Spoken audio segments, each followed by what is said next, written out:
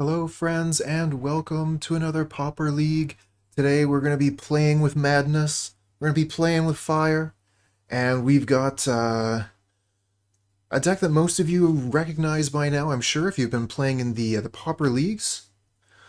We've got a flying Goblin Guide, we've got Monastery Swiftspear, and this time I'm going to be trying the list with Deadly Dispute. A couple of times when I've played this before, there have been some comments saying that, like, I'm really missing the Deadly Dispute. So I'm going to be taking the internet's advice. We all know that that's going to work 100% of the time. And I mean, honestly, though, Deadly Dispute is one of the best cards in Pauper.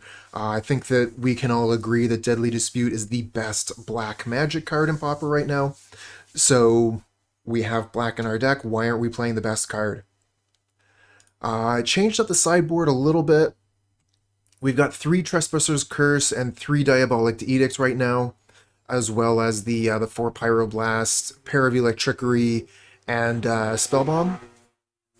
I was playing with the option of putting Alms of Adar in this list, but I haven't bit the bullet on that one yet. So maybe we'll try that another time. But for now, let's head into the queue and play some Magic. Yeah, that one is a mulligan. Rakdos Carnarium is the only land. It does not work. We'll keep this one, I guess. I think we'll get rid of Temur here. We have a lot of black mana compared to red mana.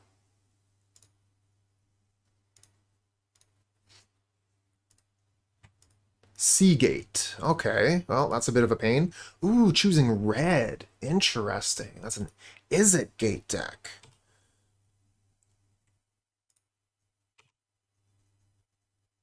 See if they're playing any other colors as they play more gates.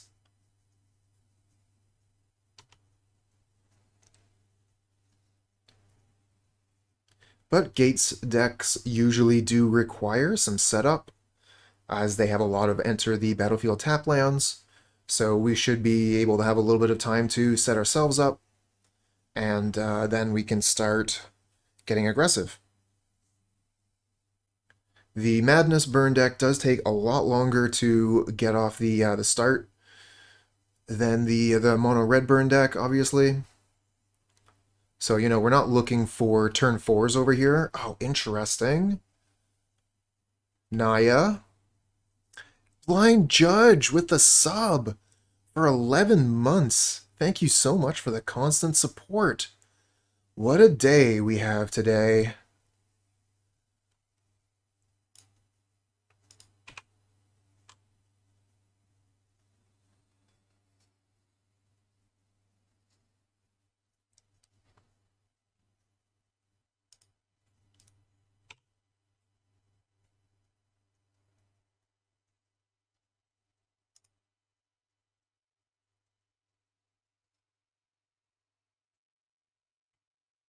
There's an Augur of Bolus. It's a good magic card.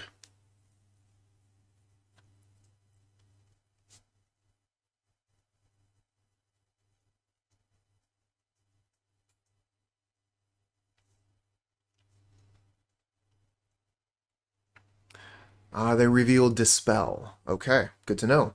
And another Seagate naming green. Another Galvanic Blast, another red spell. Very awkward, very, very awkward. We could, like, Swiftspear and Deadly Dispute. Doesn't seem very good. We can just cast Swiftspear here, I guess. Or we could cast Alms of the Vein.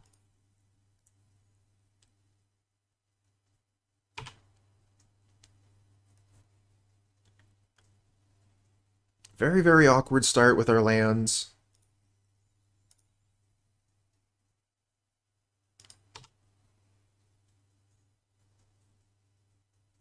These are the 2 lands that we started with.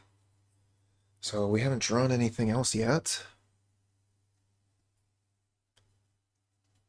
Besides these 2 Galv Blasts. Maybe we'll find a land on top. Maybe it'll be a Great Furnace, and we'll be really happy. Or, maybe we'll find Faithless Looting. Faithless Looting would be fine too. Could Faithless Looting, discard two Alms of the Veins, get something going here, attack with a 4/5 at that point.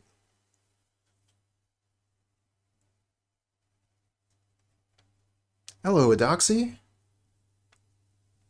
Good morning there. Glad to hear it. Cliffgate, choosing blue. Hey, Great Furnace! Isn't that exactly what we asked for?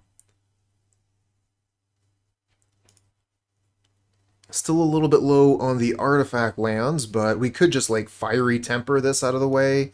They do have Dispel, though. So yeah, they could just... And they even have Counterspell up here.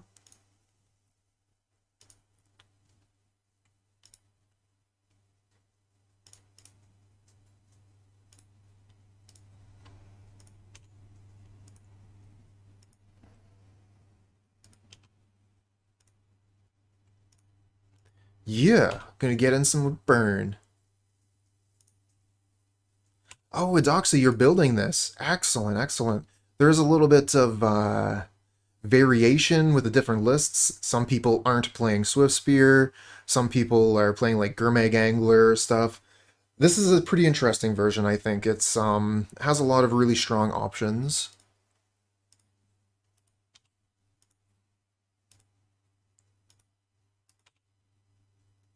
Now, this is just a Galvanic Blast for 2, but the reason I was casting it was to clear out that blocker.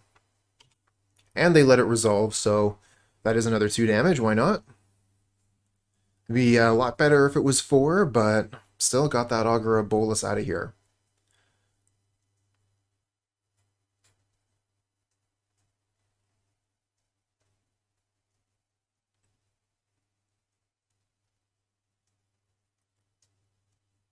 I'm interested to see... I was going to say, interested to see what they're using green for, but they have Blighted Agent, so they're going to want to protect that one with their Dispel, and use a gate to kill us. Alright, let's Faithless Looting here.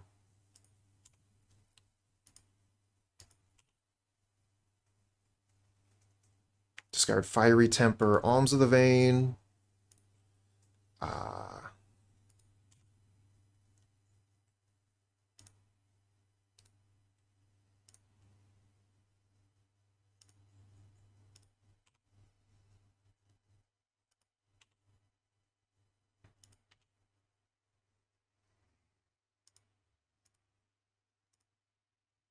Target their critter.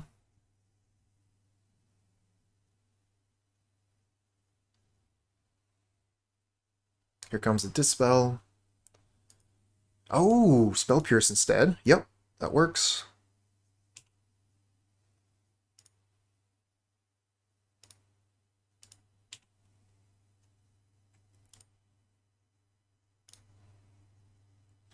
Alright, let's attack with our 4/5 and probably die on their next turn.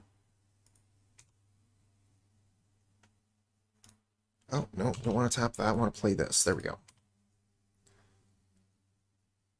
How are Gates looking after a couple of months? Overall, good addition to the format or not? I think they're very strong. I think we, in the Pauper community, slept on them for a little bit too long. If they're too strong or not for the format, I don't know. That's difficult to say. Definitely, possibly. They're very, very good. Oh! Forgot to pay the... They even had the green up here tapped. They meant to play the, Vines with Kicker, but they clicked to the wrong thing. So that's going to mess up their turn. They probably just had lethal ready to go.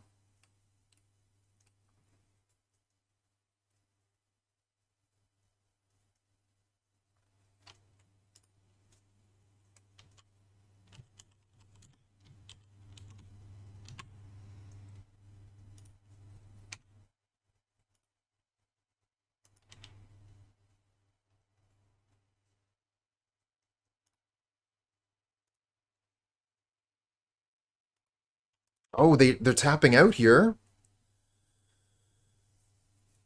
That's interesting. Give me an opportunity to Galvblast their face, put them to 4, Vampire's Kiss, put them to 2.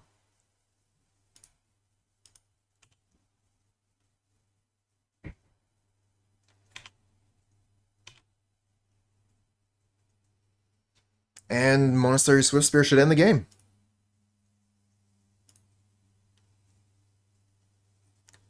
Sorry it ended like that, but is what it is. We're going to take it. Hold on, cancel that. I want to use this mana here.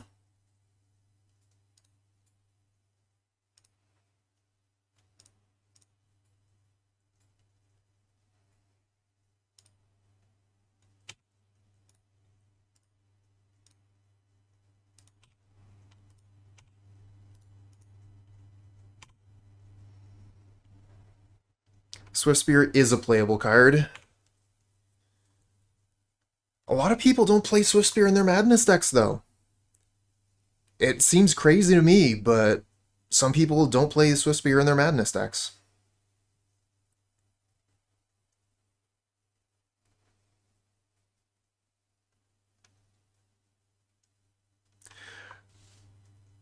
Yeah, getting back to your earlier comment there, Edoxy, you're saying you built it when Modern Horizons 2 hit, it wasn't as competitive. Um, yeah, I think it took a little bit of time for us to get to, like the lists that were pretty good. A lot of people were, like experimenting with various things, and there still is a lot of variation between lists. Like are you playing Searing Blaze? Are you playing Chain Lightning? Um, are you playing Gurmag Angler? But yeah, I've been doing a lot of a lot. I've played the deck a few times, and I think Swiftspear at least is very, very good. So let's see here. We're playing against an Infect deck. Maybe, I kind of think Pyroblast seems like it would be pretty good.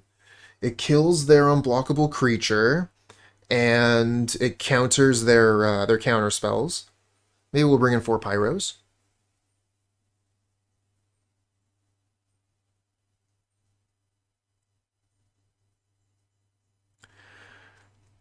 Yeah, the Deadly Disputes, like I was talking about before, I've gotten a lot of comments on YouTube that I should be playing the card. It's the best black magic card in Pauper, so why not play the best card?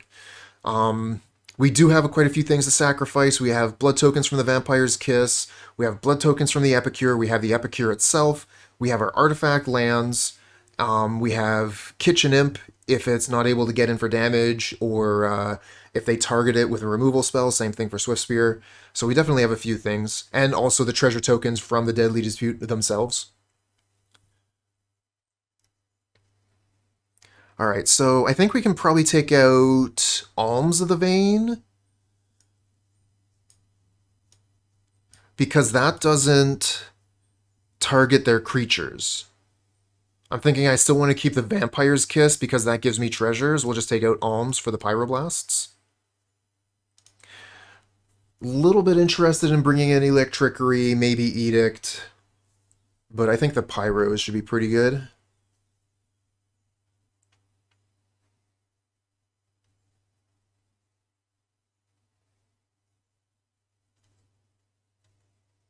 That's a lot of Deadly Disputes, but we do have a Vampire's Kiss. We got Faithless Looting with Kitchen Imp. So maybe we'll get a chance for those Deadly Disputes to help us reload our hand. Another Dispute? That's just too many. See, this is what happens when we talk about a Magic card. When we're like, oh yeah, Deadly Dispute. It's a really, really good card. Why wouldn't we want to play 4 of it? And then we draw 3, and how long are these 3 cards going to rot in our hand?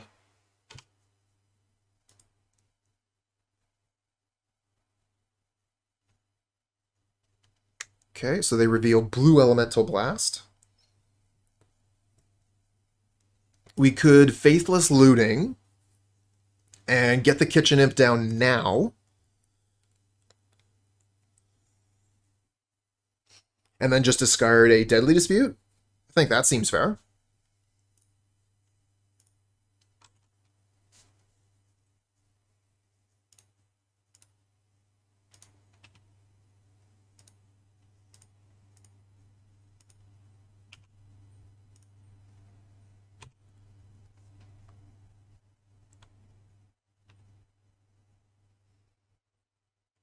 And then we can Vampire's Kiss, hold up Galv Blast.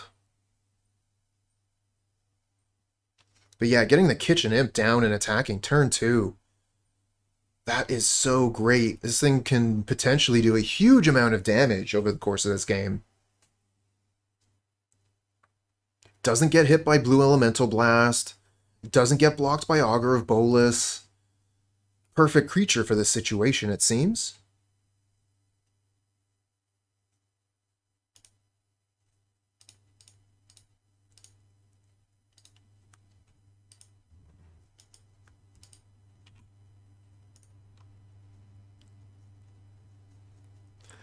I kind of want to leave my spells up for their really dangerous creatures to have access to removal. On the other hand, sure would be nice to just smack them for 4, no counterspell possible.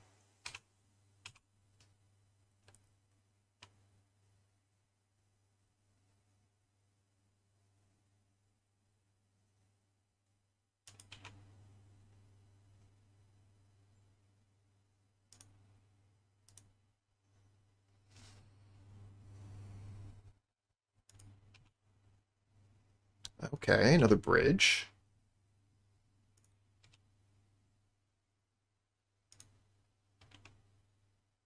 So this thing's already done 6 damage for 1 mana, and it was a cantrip because of the Faithless Looting. I like that. Good value. Kind of thinking about Deadly Dispute a land, play a Carnarium. On the other hand, I could just play Bridge Pass, really just ride this Kitchen Imp to victory here. When they respawn, then I respawn.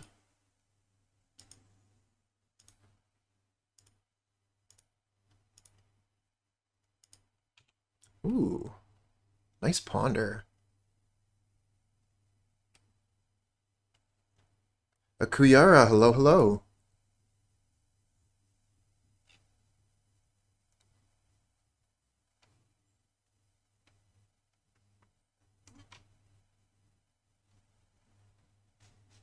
Exactly.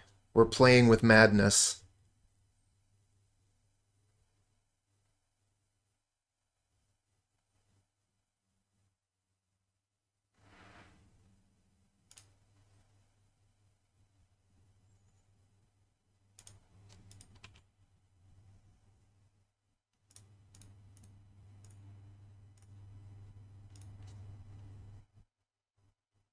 Nice.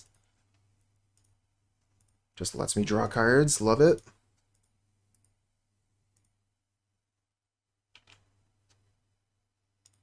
Oh, another Kitchen Imp. Okay, we want to cast that, huh? Start with Faithless.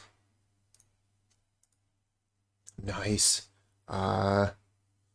Kitchen Imp and Fiery Temper.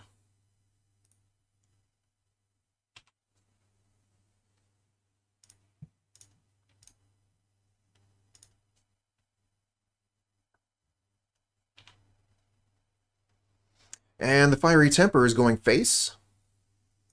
All of our creatures are in the air here. Don't really care about their Augur of Bolas. It's not blocking me. Okay, that gets rid of the Blue Elemental Blast we knew about. Let's see here. So I can hold up 2 spells, or I can play a Carnarium.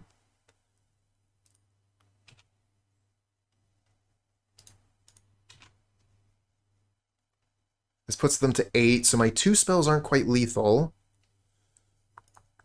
I could hold up Deadly Dispute, which is pretty good as well. Let's do that. Let's hold up Deadly Dispute here. Yeah. Weather the Storm. That is a lot of life gain.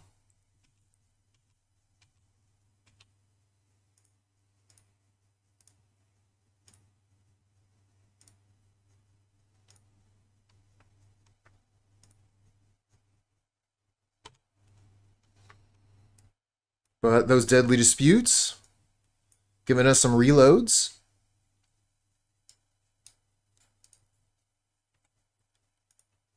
Regular burn deck wouldn't be able to do that. Oh, cool. Open the gates. Search your library for a basic land card or gate card, reveal it, put it into your hand, then shuffle. Okay. Personally, I'm using the 2-mana creature, the 0/2, that has an ability that is the same as this spell. But yeah, grabbing Basilisk Gate, that's big game. Gonna be able to do some damage.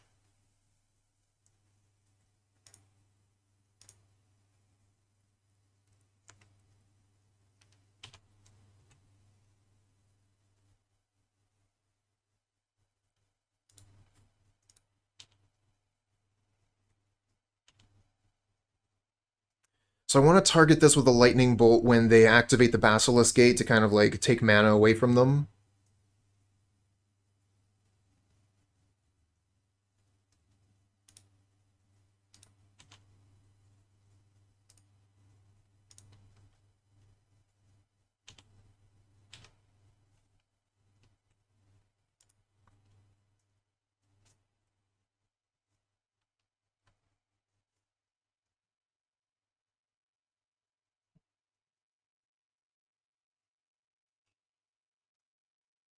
Okay, so they play a Manor Gate.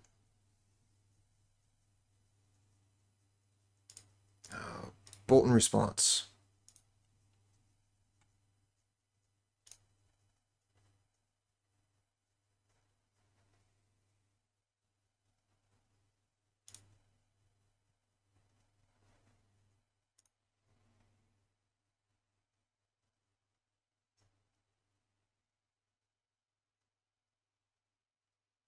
Wonder what the red mana is for.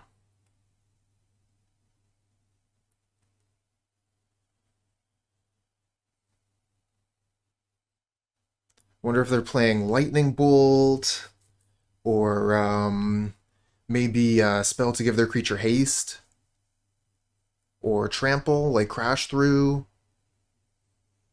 Maybe they're playing TBR. They could be playing TBR, Temur Battle Rage. That would be interesting because you could hit it with Basilisk Gate and then Temur Battle Rage it.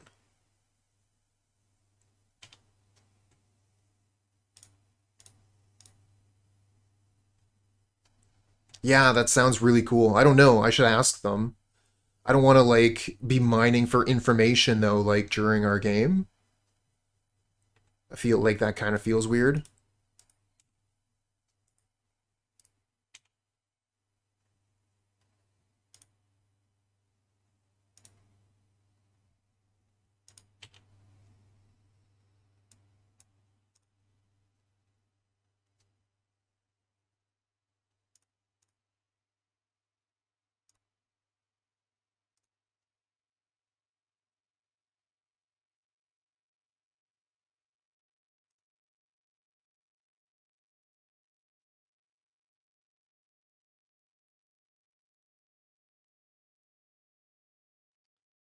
One, two. Okay, so we only have 2 artifacts plus 2 artifact tokens, but the Vampire's Gifts gives us a bunch more, so we could just like discard a pair of lands here. Maybe I discard Faithless Looting land.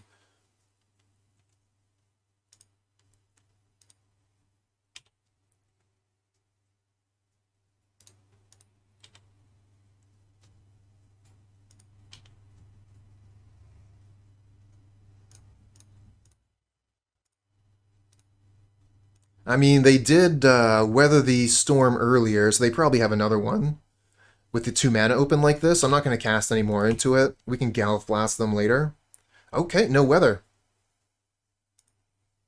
Kind of feel like that was an opportunity to weather. We cast 2 spells, so that would have been 9 life. So I think they just don't have it. Muddle the Mixture, probably 4 weather. Or maybe for, maybe they think they're not about to die. Maybe they go get Blighted Agent. Get Augur of Bolus. Cool. So yeah, it seems like a really heavy blue, light splash of green, and maybe a tiny splash of red for TBR. Augur of Bolus and Blighted Agent as the creatures. And then, oh, and they just go and grab Weather the Storm.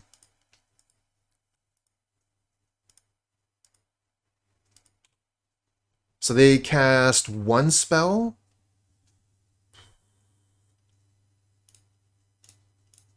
Galvast you. I mean, we've seen a Blighted Agent. We've taken infect damage, but not very much.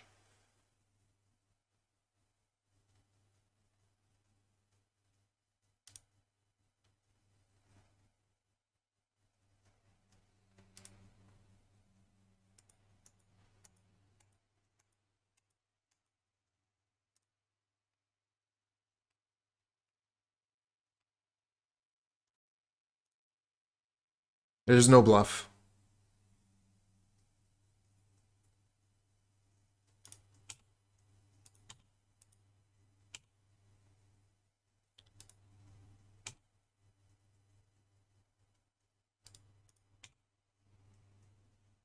Opponent just got super greedy there.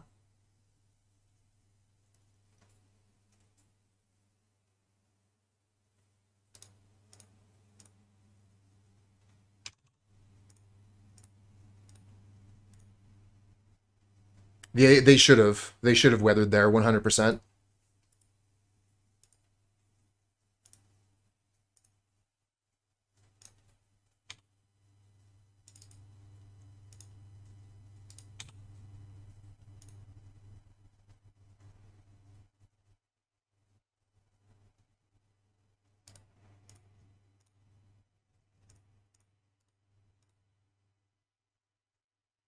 All right, there we go.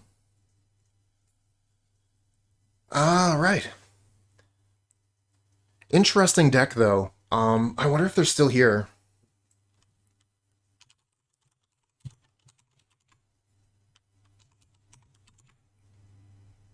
I'm going to ask him if red was for TBR.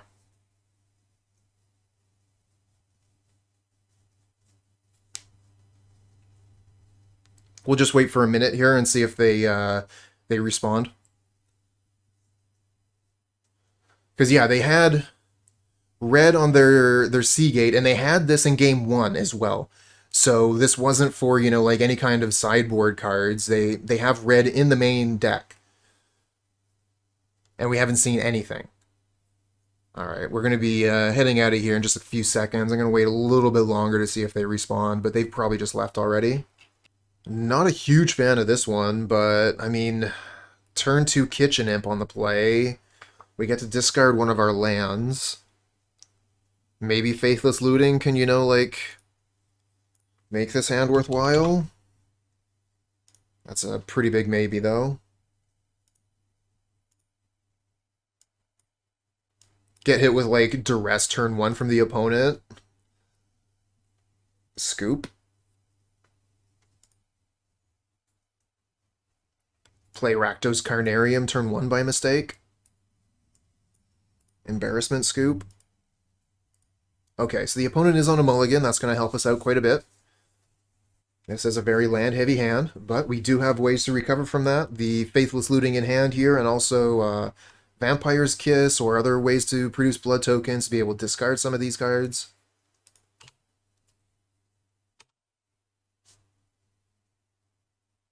Okay, Drossforge Bridge, Drossforge Bridge. And we get a creature. That's what I wanted to see. Let's play the Furnace, Faithless, and Kitchen Imp.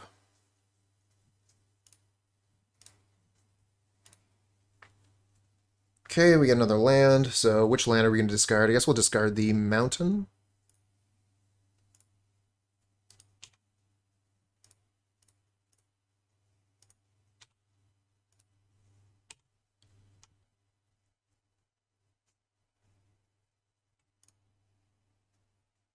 And they bolt it.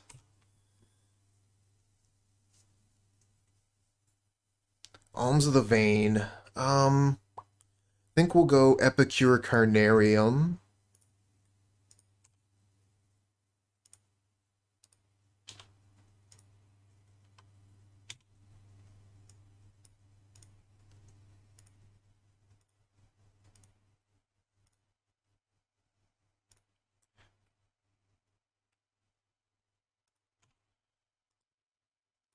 Okay, we like seeing a Wellspring.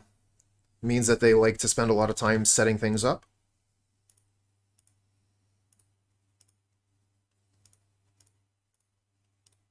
Let's use our mana here.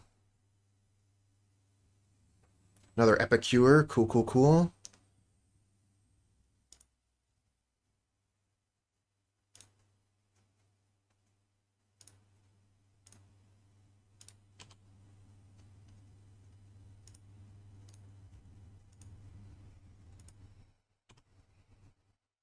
Nice.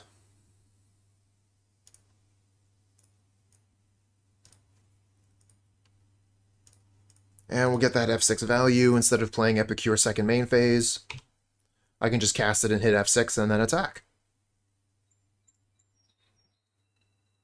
Oh, they have the Lightning Bolt for our Swiftspear. We're just going to get him down to 9. But we do have a Faithless Looting here in the graveyard to exchange these 2 lands for hopefully 2 spells.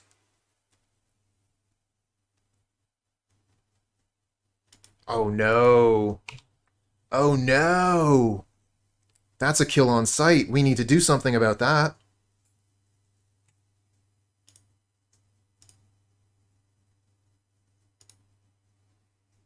Hold on, cancel that.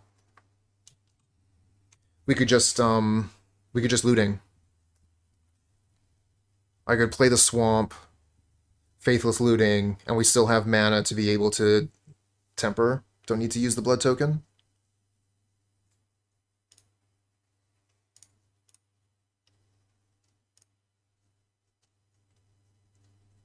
Nice. Yeah, that's way better. Glad I did that in the correct order.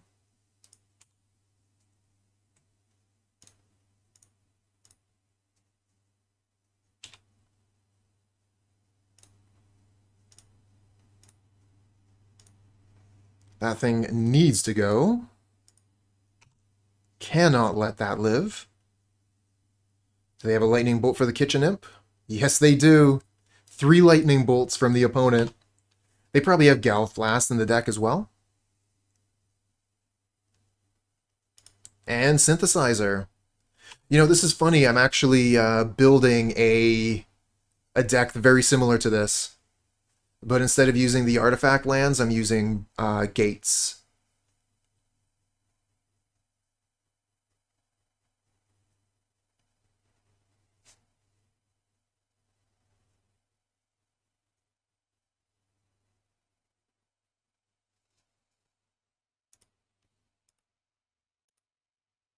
A lot of value in the opponent's deck. It's like a circus of value. Another land. Our deck has been very happy to be feeding us lands here.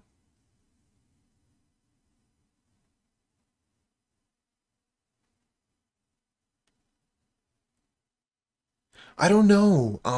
I've generally just avoided Tron decks like the plague. But who knows? Maybe this one will be the one that makes me break.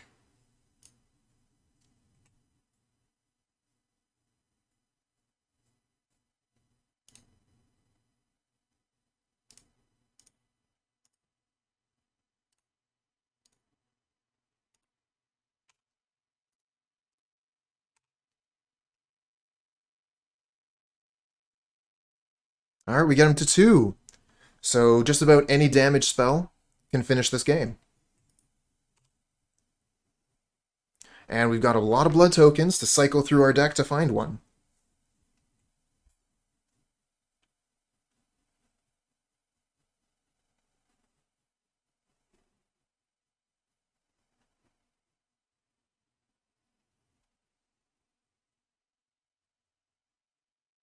Well, I haven't... oh! Mirror Enforcer! Nice! That's really cool. Got totally distracted there. I don't even know what I was thinking about. Saw Mirror Enforcer. Ooh.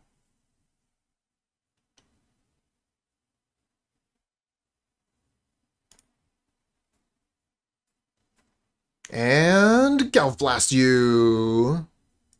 Do I have enough artifacts? I think so. Awesome.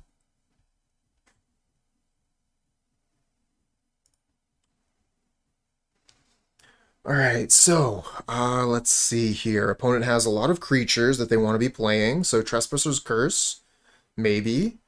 Not a huge fan of Edict. It's probably not going to hit the creature we want to hit, Seeker of the Way. Again, Electrickery doesn't seem like it's going to do anything. Pyroblast, they're not playing blue. Spellbomb, a Spellbomb could be so-so, like it might stop them from any kind of Blood Fountain shenanigans, but I don't feel like that's where we want to be. So I feel like the one sideboard card we could use in this matchup is Trespasser's Curse. But again, I don't think that it's actually worth changing our deck for. I think that all the cards in our deck are probably better in this matchup than Trespasser's Curse. You know, like this is great against, you know, like a Soul Sisters list or Familiars, you know, anything where they're going to be like constantly bouncing their creatures. But I don't think that, you know, the 3 damage or whatever we're going to get from Trespasser's Curse is going to be really worth it. So let's just stick with the list.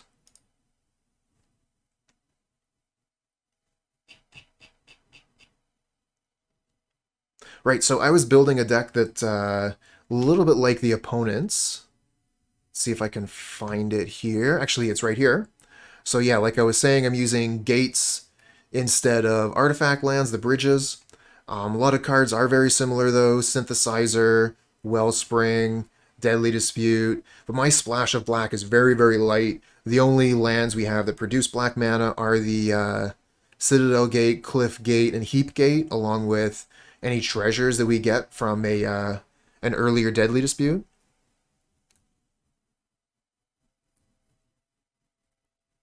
But yeah, I figured, you know, like, I've got 9 lands that tap for black mana.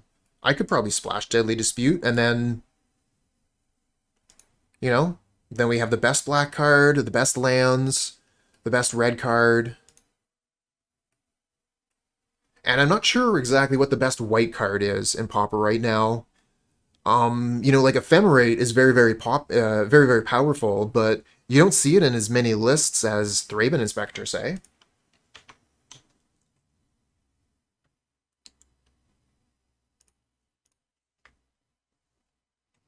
We'll keep this one.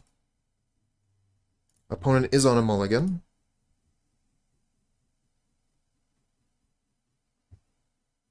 But just the once. Alright, do we draw a Swiftspear? We don't, but we're setting up for the Kitchen Imp. Nice. Ah, Battle Screech. I love that card, but not in the particular list that I was showing you. Because it plays Synthesizer, I don't want cards with a high mana value. So no 3s, no 4s. Alright, so we have some choices here. We could Vampire's Kiss for the setup. We could Faithless Looting. But if we Faithless Looting now for the Kitchen Imp, then we're kind of losing on value because we have so many Madness cards. So yeah, I'm just going to play the Mountain Vampire's Kiss. Yeah, see, that's kind of what I was, oh, we're talking about for best cards. Sorry. I was thinking about, like, white cards for the deck. No, we're talking about best white cards. Battle Screech is definitely on the list. It's in contention. Same thing for Prismatic Strands and Ephemerate. All very, very strong cards.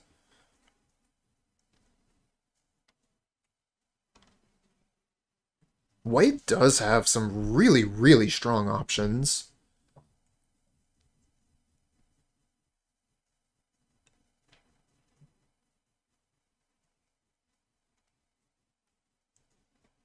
There you go. That's got to be it.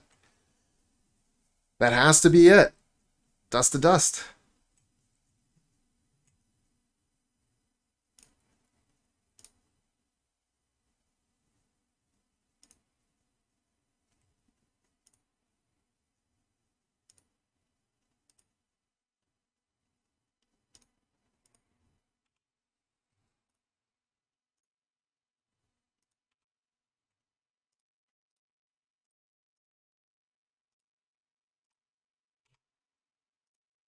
Pretty good turn 3. A little bit of setup, but I like where we're at currently.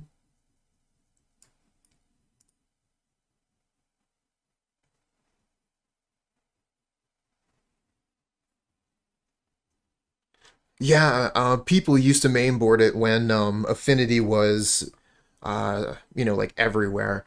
Affinity has kind of gone down a little bit in value, but yeah, I wouldn't be surprised to see it in anybody's main. Don't play two. Don't play two! I can kill one. Wish I had Arms of Adar in this deck. Arms of Adar would be awesome. Okay, good draw, good draw.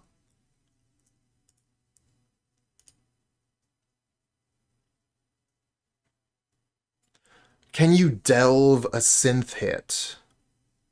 Give me a second here. Anyone in chat know that answer off the top of their head?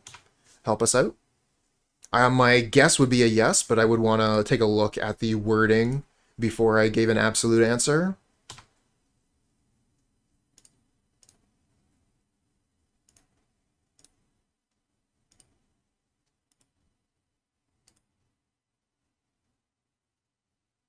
Do I want to play the Epicure?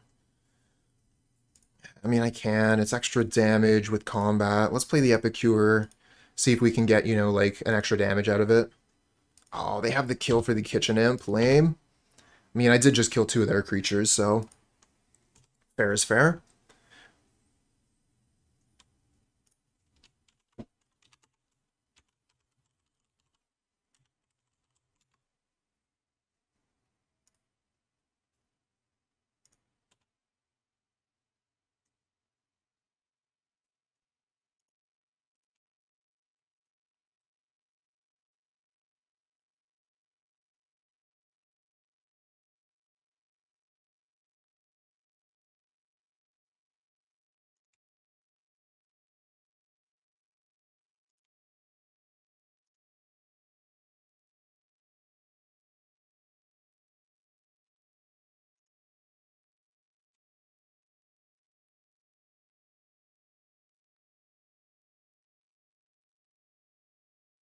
Yeah.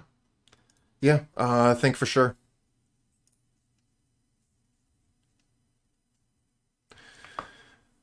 So we have Faithless Looting. We could Carnarium loot.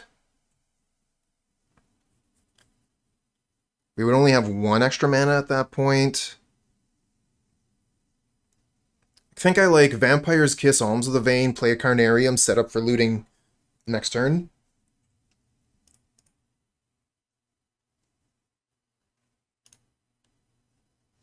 Actually, hold on. Let's Alms of the Vein first.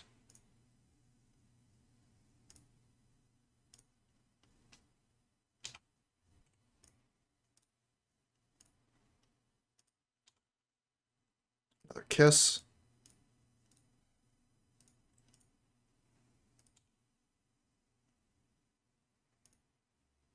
Oh, I think I wanted to return the Mountain. Oh, well.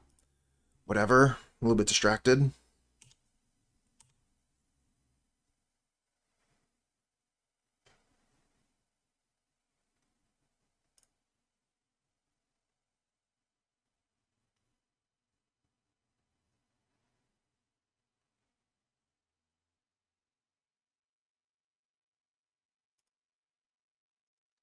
Yep, Plague Stinger is definitely a little bit awkward. I was wondering if it might be better just to play this blue enchantment that gives a creature, if it attacks alone, it's unblockable, and it connives. That card looks pretty good. And you could just put it on any of your infect creatures, they start pumping themselves up. You brought in Dust to Dust against me? You monster! Oh, good thing I put that Furnace to my hand, they only ate blood tokens. Haha!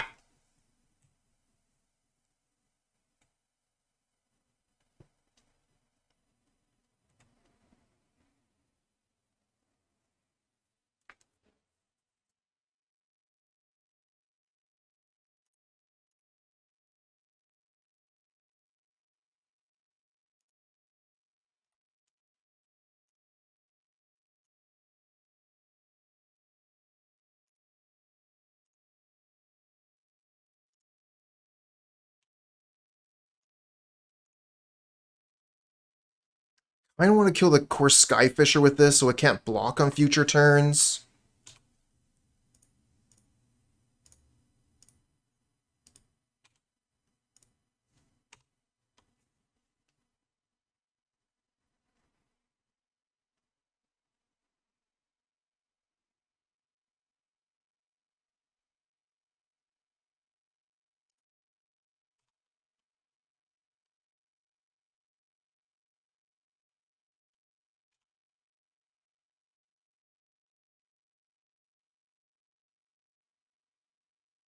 Connive occurs after damage is dealt? Oh, really?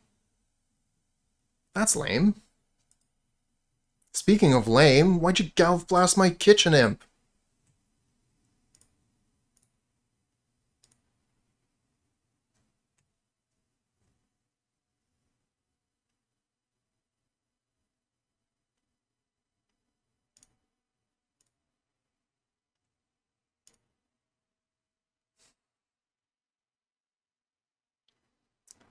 How many artifacts do we have? Only 2 currently? Alright, let's play a Vault of Whispers.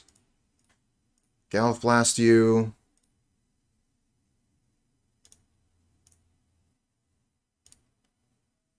Get a Deadly Dispute. Neat.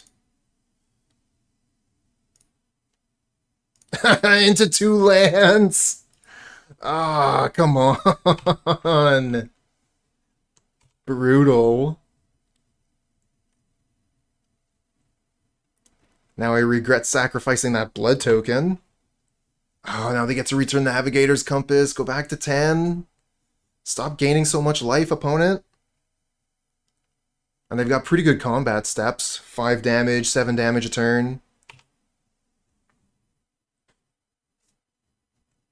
Swiftspear.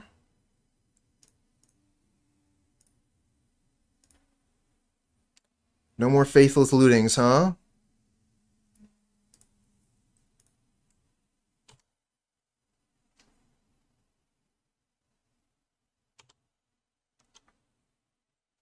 Yeah, that's true, Mercy. Those lands are off the top. We got spells on top now, right? Right. Had a pretty good chunk of spells there for a while. Felt like pretty powerful. But that is one of the really cool things about the Madness deck. Once the machine starts to churn, like, you get a lot of card advantage. And then with the Deadly Disputes on top of that, this deck actually draws a lot of cards. Opponent is playing a card advantage deck. They have Ichor Wellspring, Deadly Dispute, Experimental Synthesizer, and we are 7 cards deeper into the deck than they are.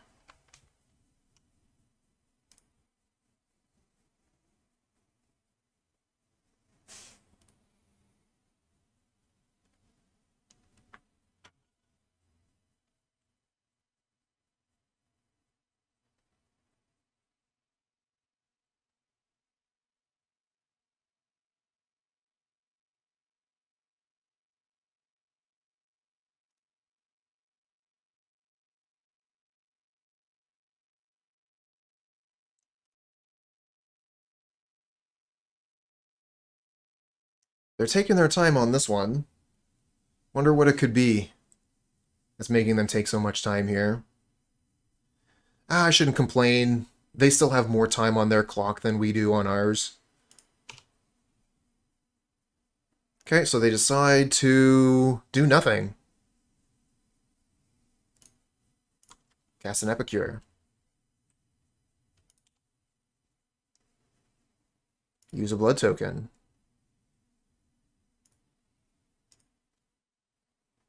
Play a Swiftspear. Pass the turn.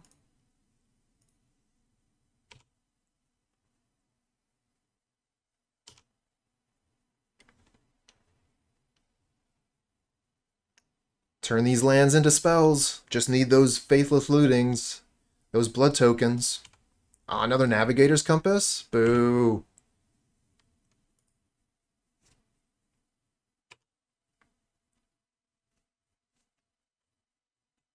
Oh my god, I hope they don't have Arms of Hadar. That would be such a blowout. As I'm, trying to build my board wide. Arms of Hadar.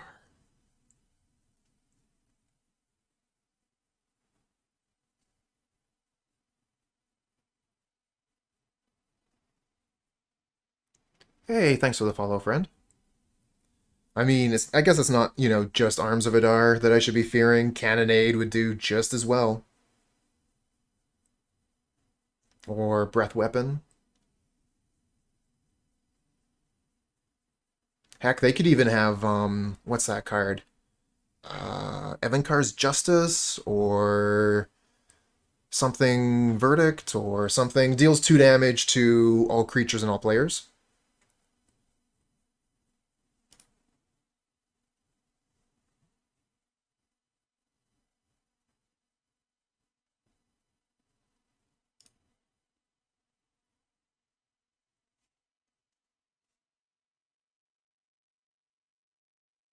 Evankar's Justice. Yeah, that card is pretty great. It's not as playable as it once was. You know, I think most people would have switched that slot for Arms of Adar. But, you know, like having that buyback, being able to, you know, like be a win condition is definitely pretty cool.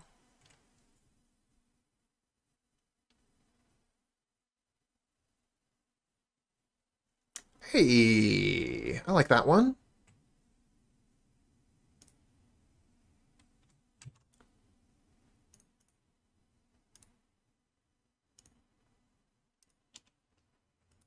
Get my prowess going.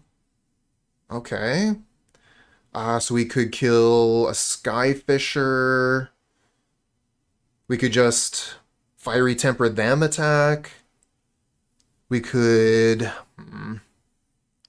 We could wait.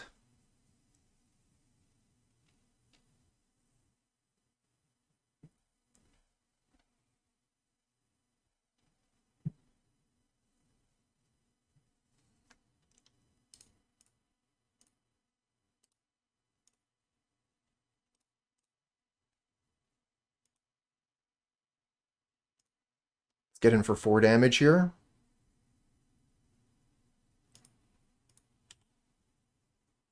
And also make any future Kitchen Imps a lot better.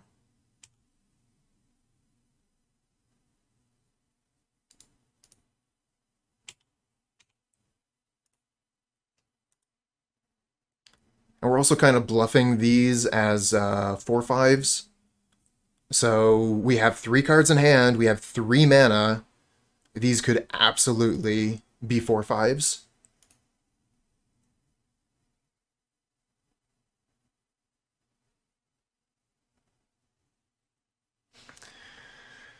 I think that if I had the extra spell, though, I probably would have just held it, because Fiery Temper is an instant, so we could have maybe waited for blocks and then went in on the Swiftspears to kill their creatures. Still, difficult choice for the opponent here if they want to go for a Swiftspear with a Mirror Enforcer, but they choose to here, and it's going to pay off for them. We just get in for the 4, we lose 2 creatures, pass back.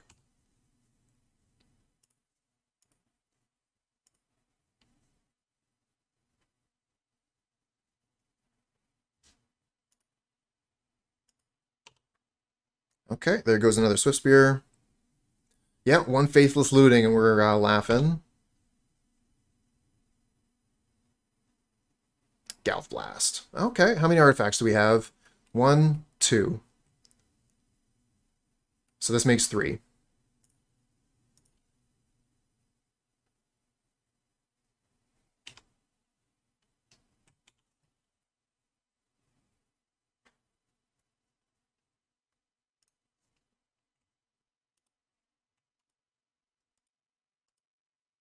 Oh no, Glinthawk for the Compass again. Gain another 3 life.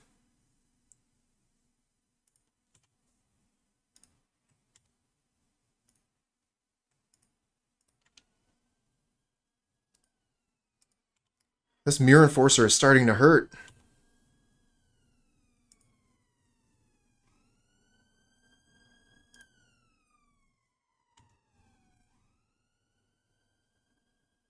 Seven damage.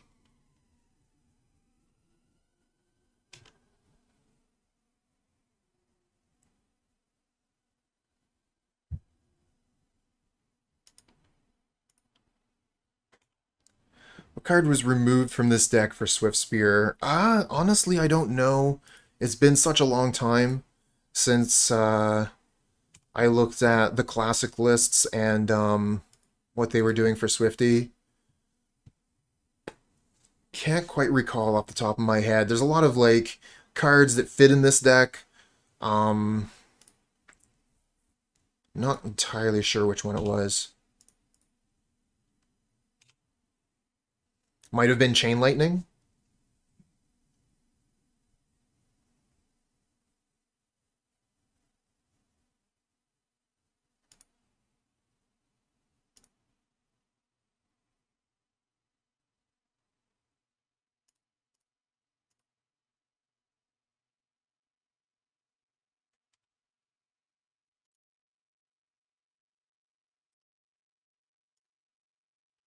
Okay, that's 10. We were one off. One off.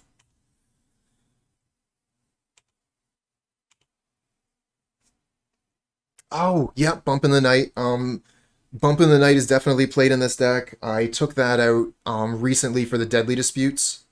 I took out Bump in the Night and Fodder Tosser to play Deadly Dispute.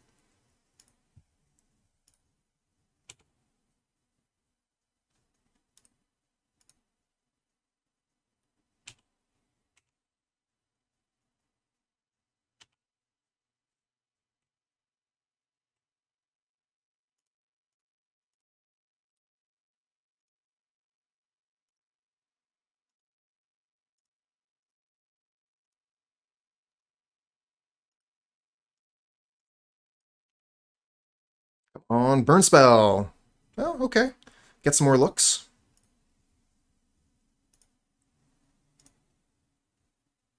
Faithless Looting, okay.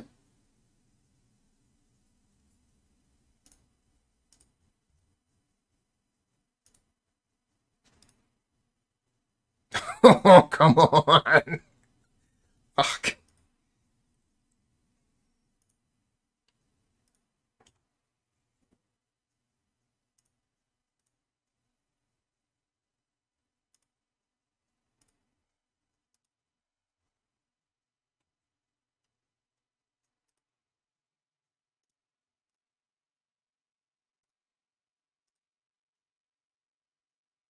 There we go.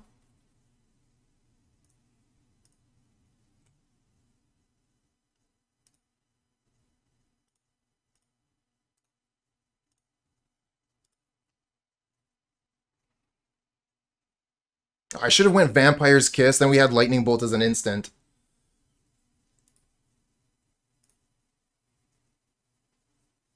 At this point, I wasn't thinking very much about what they could potentially have, what they could be holding back. I was just trying to count to finish them off. But yeah, Vampire's Kiss first, the Sorcery Speed one, which is lethal, force them to respawn, and then cast Lightning Bolt if they gain life somehow.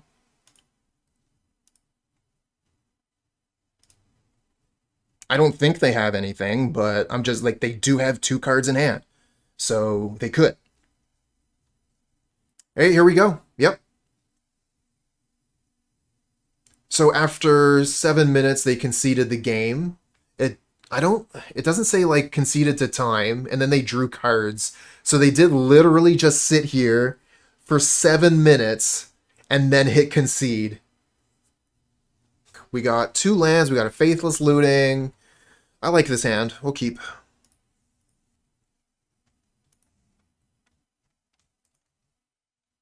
I think we're missing like maybe one thing here for this hand to be really good. I would like to draw Kiss into untapped land. Oh, we're playing against Hut Dogs.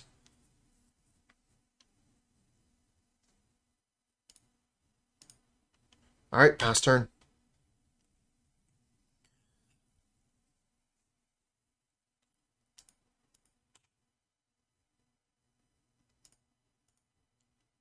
Galvanic Blast.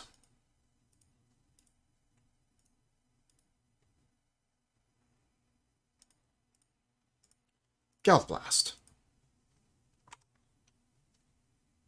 That's a lot of eugenics. Alright, we have fire. We have Faithless Looting for the Fiery Temper here.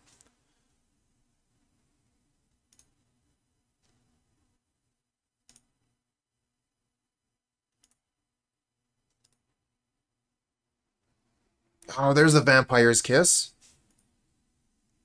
Discard an Alms of the Vein.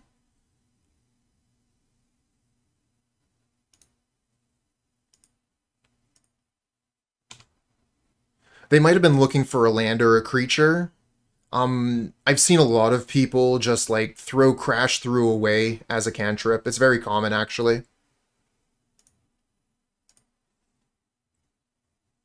No way, they had 3 mutas! Okay. The Mix Slash with the Prime sub. Thank you so much for the support. And enjoy those emotes. What cool decks have you been playing, Mixlash? You're still into the Pauper scene, right?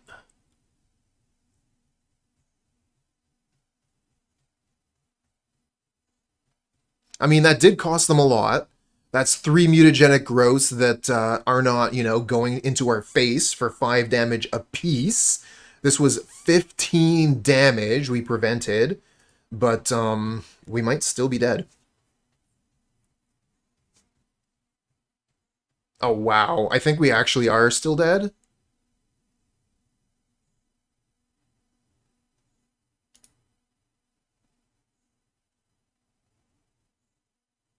No, we go to 1.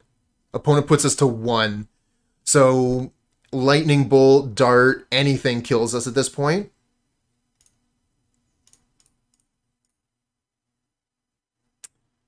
I wish I could Alms of the Vein here, but I can't even Vampire's Kiss Temper. I just have to temper them, or sorry, the Kiln Fiend here. And they're like, haha, my last card in hand is Lava Dart. Nope. Alright, so we get a chance.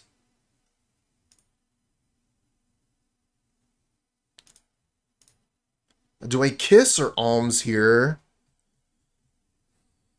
If they play Lightning Bolt, we could Kiss and die. I really want those blood tokens. Ooh, Tortex. Golgari Aristocrats. Awesome. Mono green aggro. That's been getting a bit of a resurgence lately.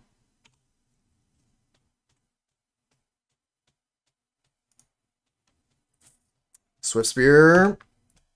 Any other spell?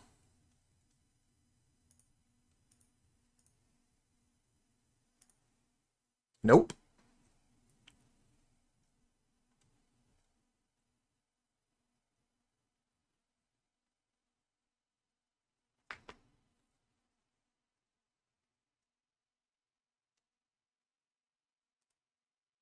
Ooh, what's with the hesitation here? You got something else to play?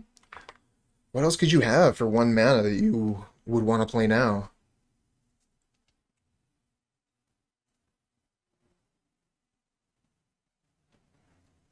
Oh, fair enough, fair enough. I found that I got a lot more rewards from YouTube than I have from Twitch. But it kind of feels like it's pretty easy to just do them both. You know, if I'm recording content for YouTube, pretty easy to just play.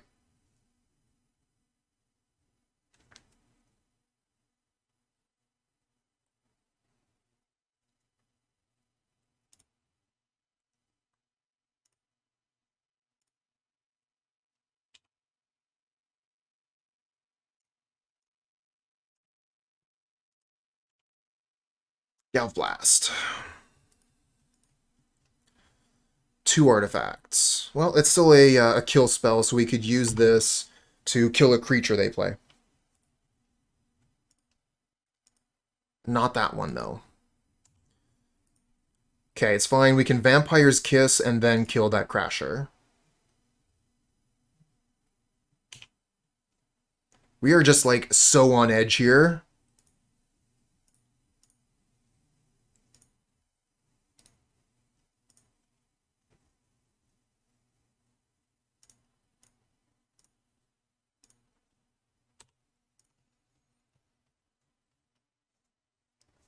Hey, thanks a lot for coming by, Mixlash. Thank you for the support, and glad to hear that you're still playing some Magic.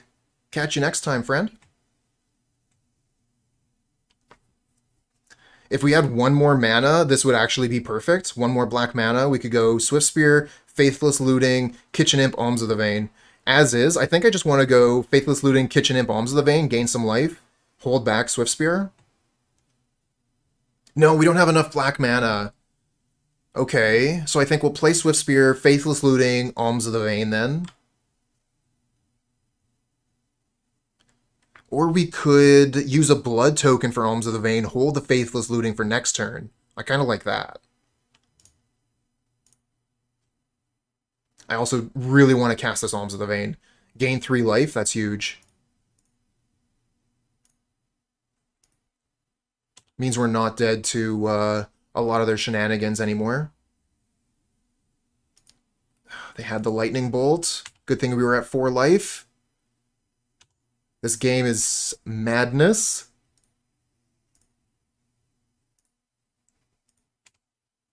Another Vampire's Kiss, nice. Gain a little more life.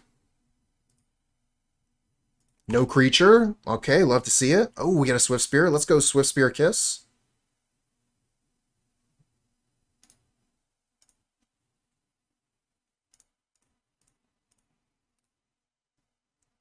Hey, Chuck. How you doing, friend? Nom nom nom nom nom. Munching on their neck like a vampire over here.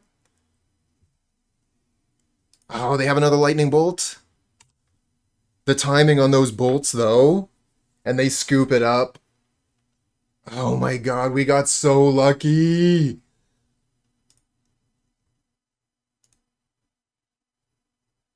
Insane. Okay, let's bring in 3 edicts. And I think, what do we take out here? Oh, thanks for saying so, Chuck.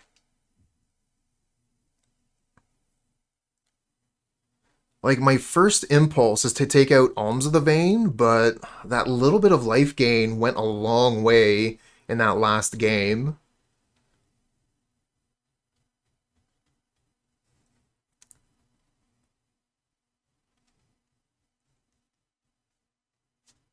Yes, indeed. This deck is Sparta.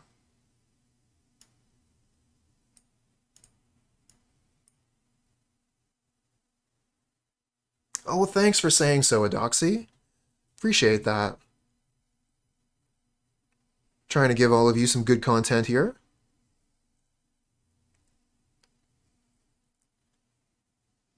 Leaning towards taking out some copies of Kitchen Imp. That's probably wrong. Maybe I take... what do I take out? Swiftspear? We're the control deck. I want to gain life. Epicure gives me a blood token. Kitchen Imp is our best attacker. It's another Madness card. Maybe I just take out 2 Swiftspears. Maybe I take out Deadly Dispute. Maybe we just don't have time to draw cards. We just have to have the right cards.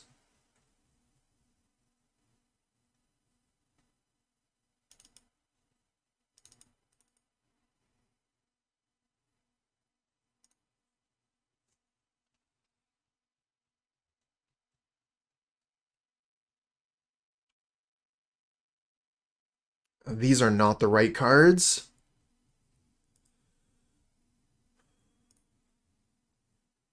These are the right cards.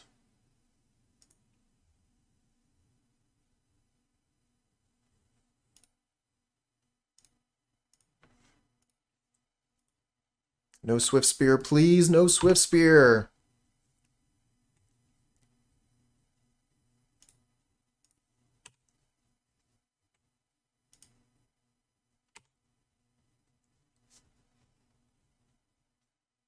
Ooh, and a Rage Hound. Yeah, their hand is pretty good against my Edict, I guess.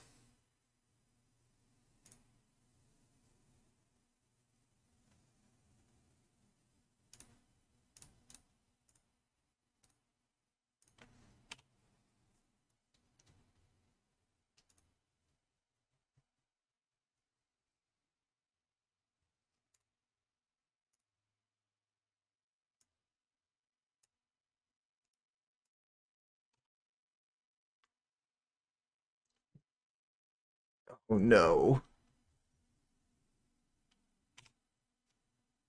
Oh no. Oh, what a nightmare.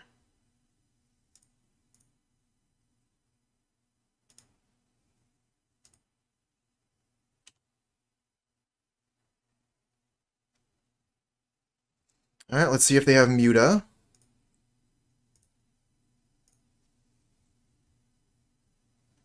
No Muta. Oh, we get a land. Nice. So now we can hold up Galv Blast, or we can play a blocker. Kind of like blocker for this.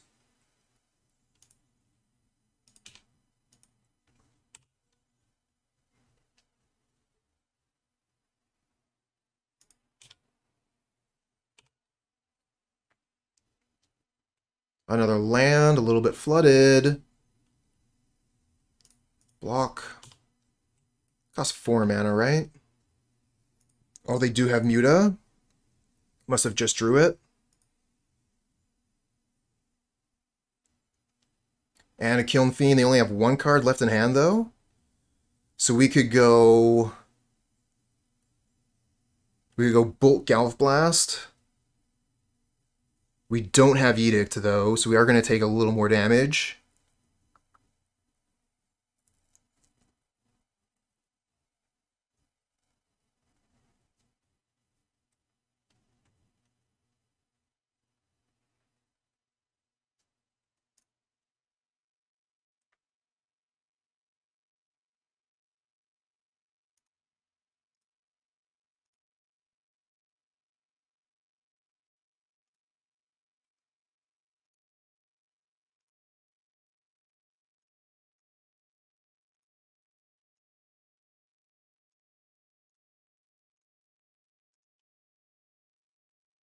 And then we can discard this to the blood token.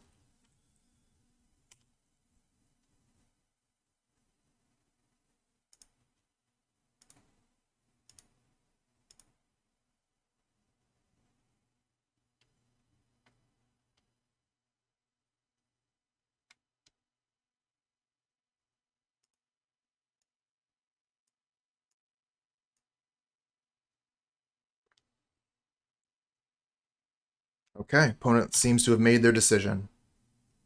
All in.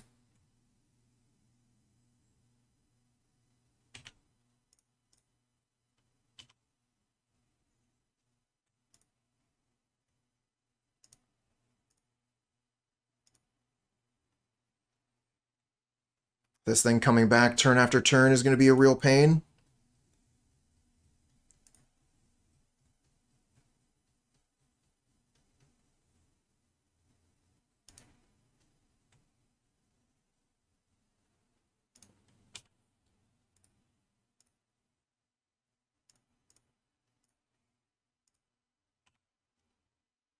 Okay.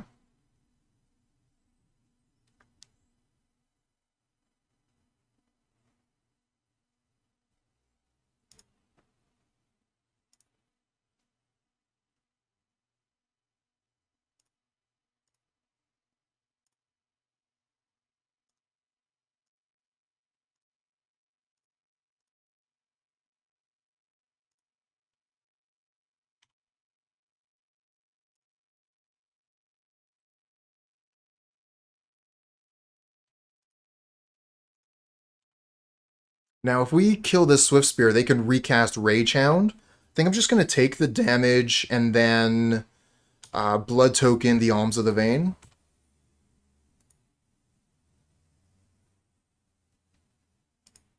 Ugh. Okay. I think that changes things. I think we'll Edict them now. We'll give them the choice because I would rather hit this.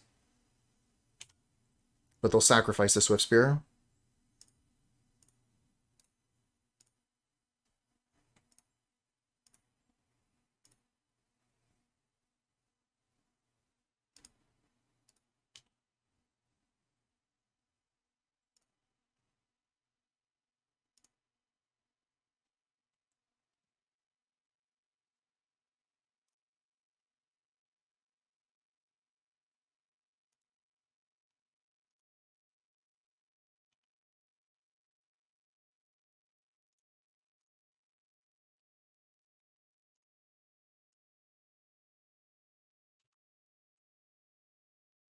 So I could Deadly Dispute this, get a treasure, and then use the treasure to kill the Festival Crasher.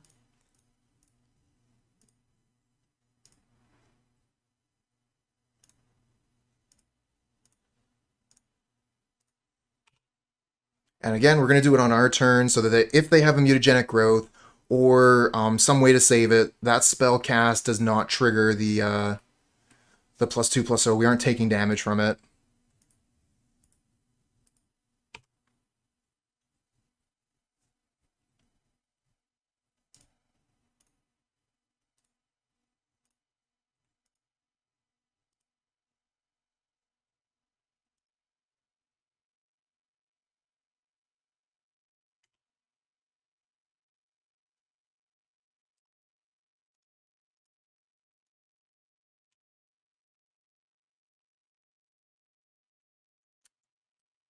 I should have done this as well on my turn.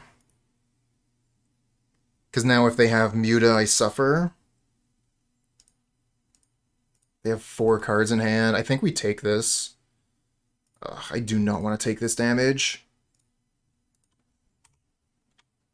Nice. Manamorphose, looking for something, or just, fill up the graveyard.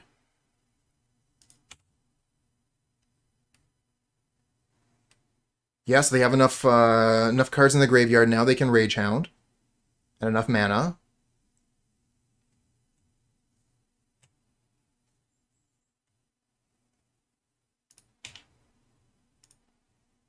Just Rage Hound for days, chat. And meanwhile, like, we're doing nothing.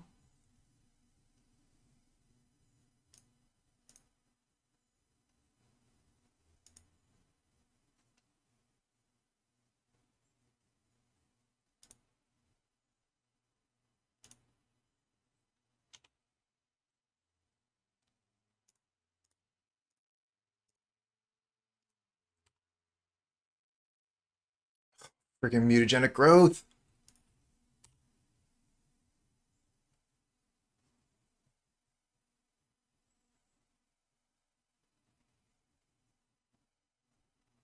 And another Rage Hound? Damn it. Oh, they're at 8 life? Oh, we almost have the kill. Can this block? It can. Only have 2 artifacts, though. Okay, this is actually only 2 damage, not 4.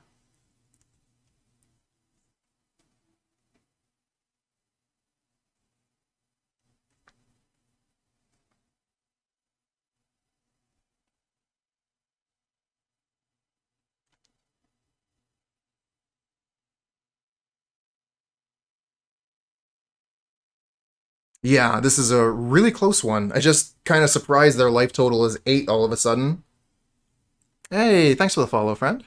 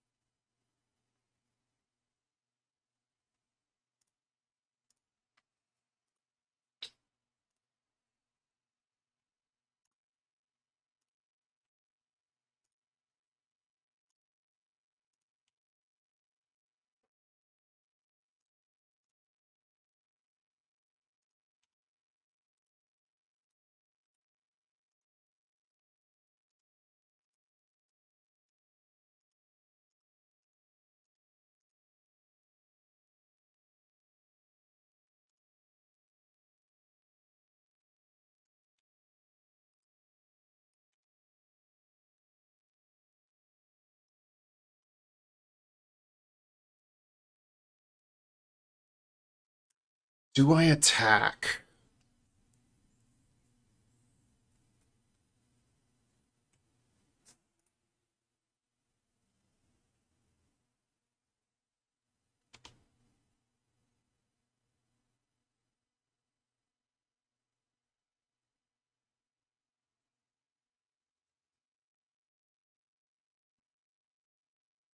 Yes. No.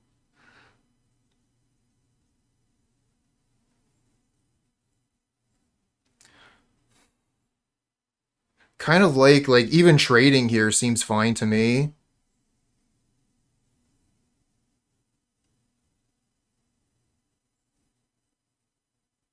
I mean, this puts us to 4. And then it's just Lightning Bolt, Lava Dart, and we're dead.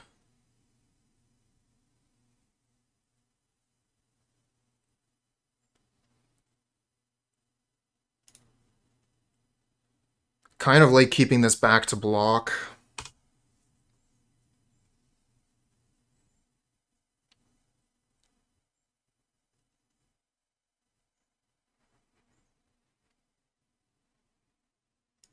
Crap. Alright, do you have the kill?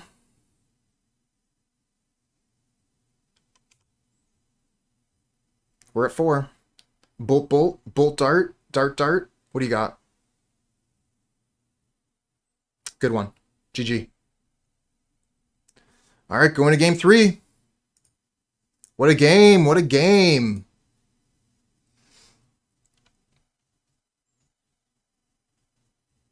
I almost want to bring in a Spellbomb.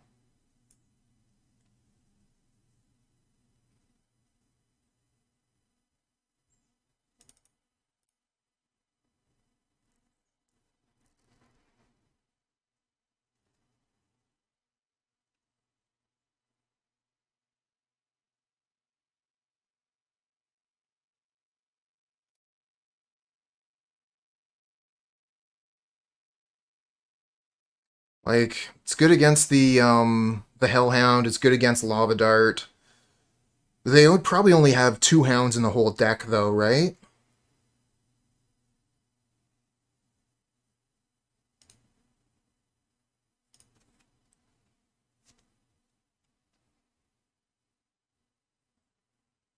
I see what you're saying, Brukadim.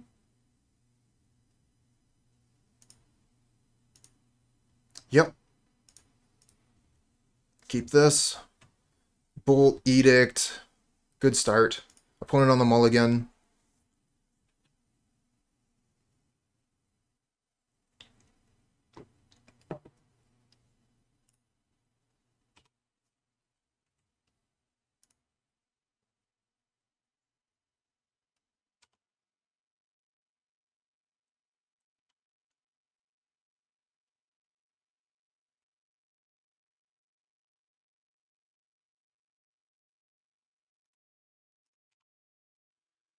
This deck hates having enough red mana, right?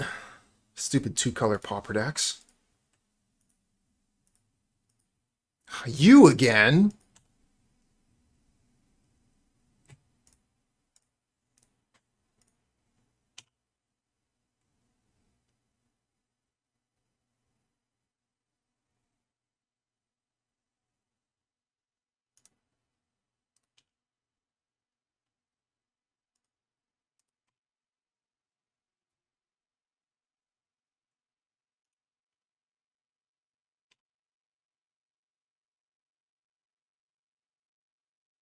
Alright, we'll just pass with double Edict up.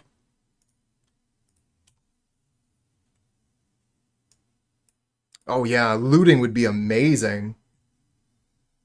Cast our spells, draw cards. Would be the best.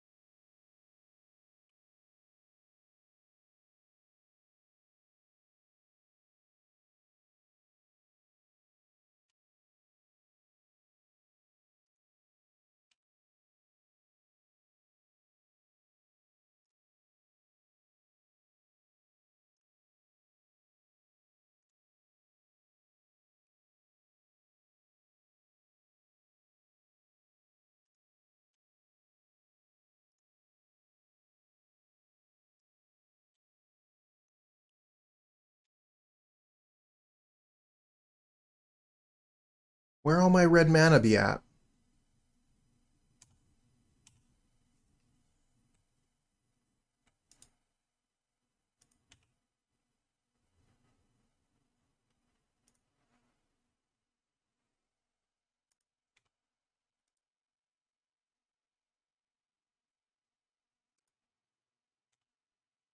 Would have been a nice spot for Deadly Dispute right there.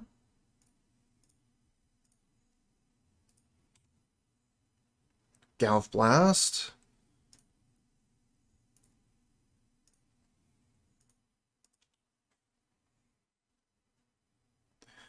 Hmm.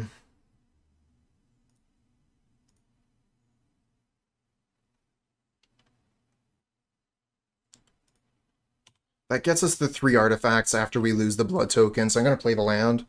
And that'll probably be the last land we play unless we find another Carnarium.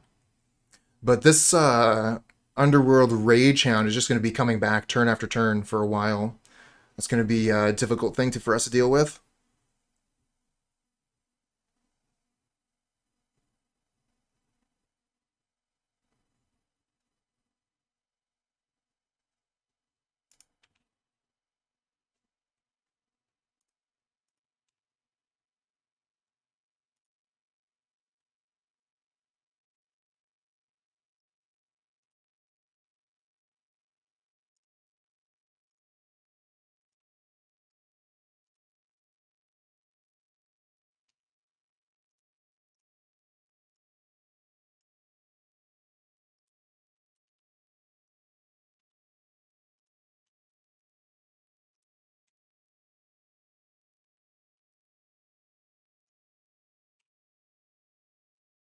Alright, so we have 7 damage in hand.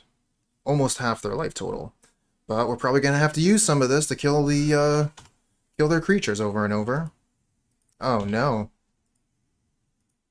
That's a problem. We got to kill those.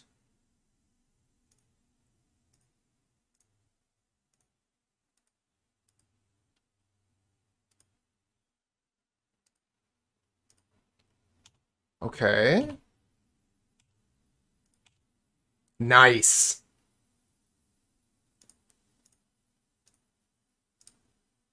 Nice.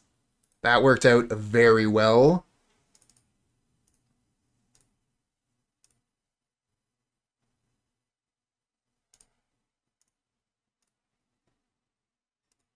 Okay, Faithless Looting. Nice. Don't want to use that now, obviously. I want to draw a couple cards first.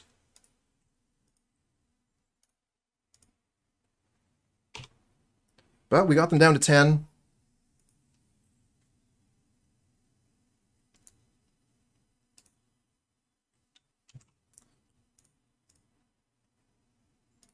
Yeah, that Muta was very good for us.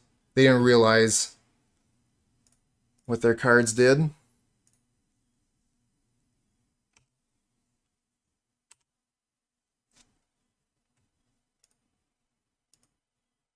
Alright, so we just take this damage. Maybe we can get in with Epicure here. No, we gotta hold it back. Another Kiln Fiend. Alms of the Vein. Alright, let's go in on this Faithless. Nice.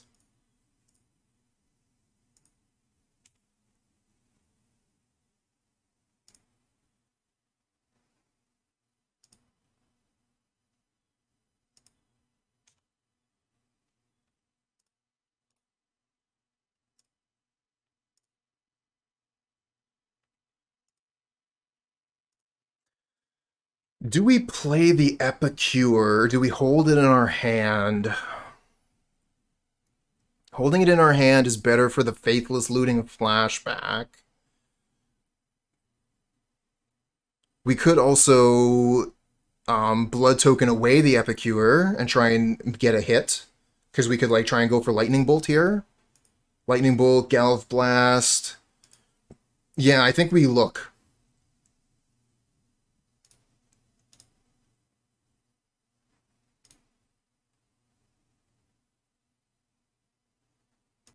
Deadly Dispute. That does give us a mana, so if we get Lightning Bolt or Galv Blast, Deadly Dispute is lethal.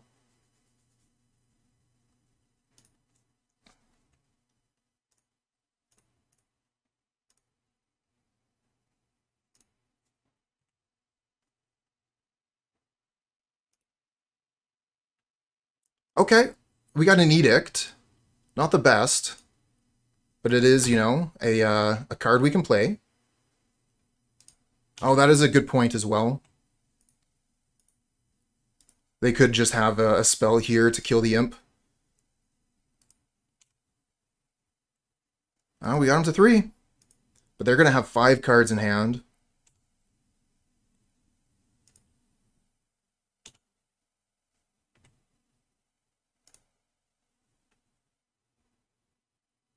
Lightning Bolt our blocker.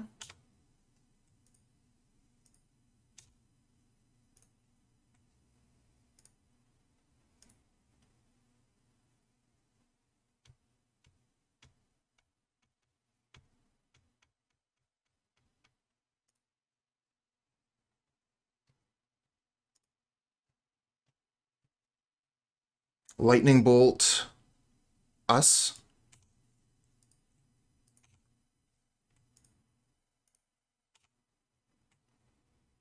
Attack in for damage.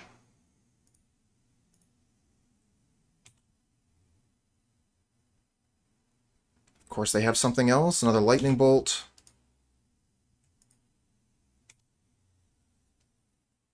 No TBR. Please no TBR. Don't let your last card in hand be TBR. That's actually really good for us.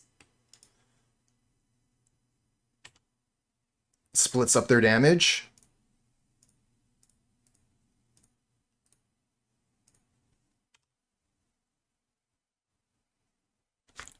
Yeah! That was a wild match. I think it really, really came down to the mutagenic growth when I cast the Galv Blast. I think that opponent had this this game if they had just held the Galv Blast for when I cast the Lightning Bolt. I think they would have won. Okay, well, we only have red mana, but all of our spells are red except for Alms of the Vein. Let's keep it and hope we draw some black manas.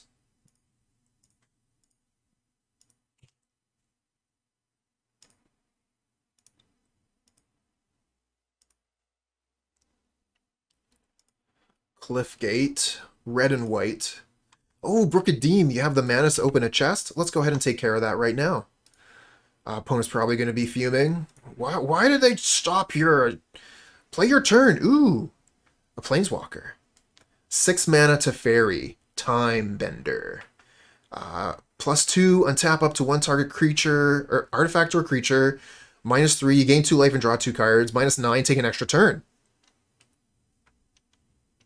And 10 play points. I've never actually seen Time Bender played.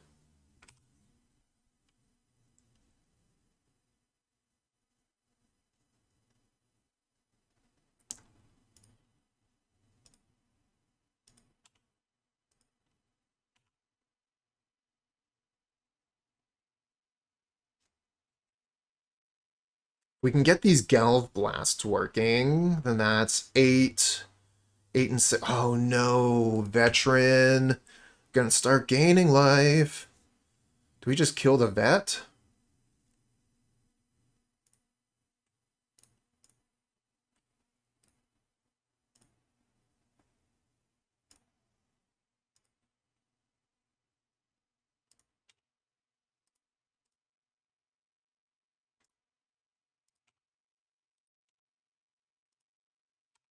It's another land, but it produces red mana. We need some black mana deck.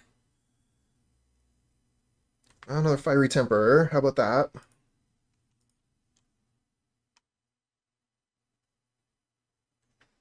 think this matchup is going to be a nightmare.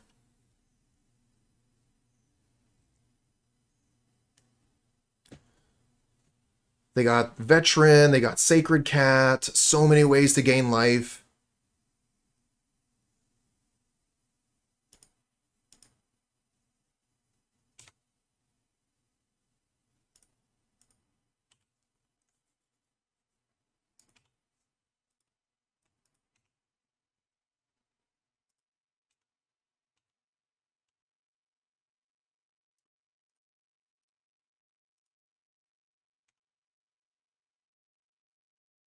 Okay. Got some black mana. Here we go. And we have 2 artifacts now. Adelar Cubs, hello! Yeah, no kidding. I'm gonna need it. It's possible. We can win it, but it's gonna be tough.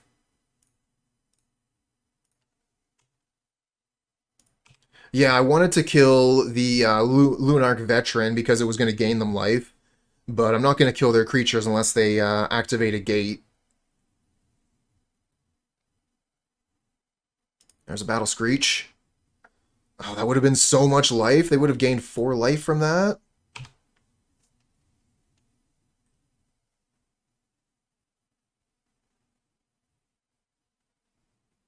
We could be in a bit of trouble coming up. If they have, what's name? Okay, okay, this is actually really good here. Epicure, get a clue, and now we have our Galv Blasts are online. If we can get that one more turn without them gaining life, we have them dead.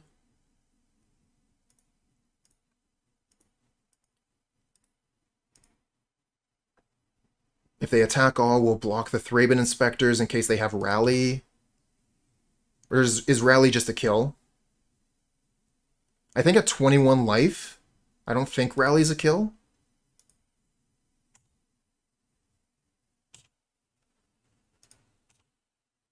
Nice.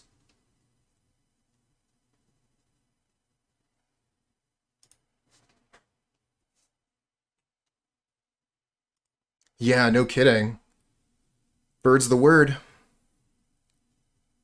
Crack a clue, sure.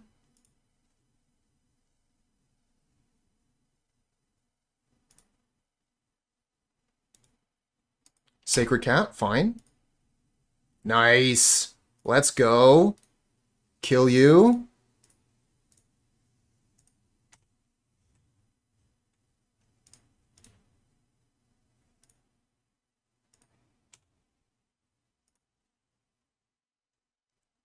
Nice. Got really lucky on that one. This is a super hard matchup, and we don't have Flaring Pain, so we do, however, have Trespasser's Curse, so we're bringing that in. And I guess we can bring in Electrickery as well. So what are we going to take out? I kind of like taking out Swiftspear here, or Kitchen Imp. They're just not going to be able to do the kinds of damage they would be able to, because the opponent has so many creatures, right? I think I kind of like the Kitchen Imp because we're going to be able to like block their flyers or trade well against their flyers with Kitchen Imp. So maybe I take out Swiftspear and 1 Deadly Dispute.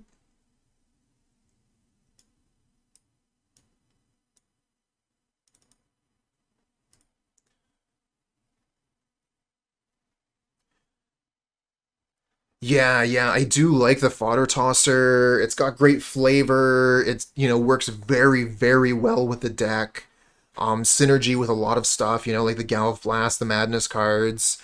It turns the lands off the top of your deck into shocks. Definitely a card you can play. Do we want the Spell Bombs versus Prismatic Strands? We might.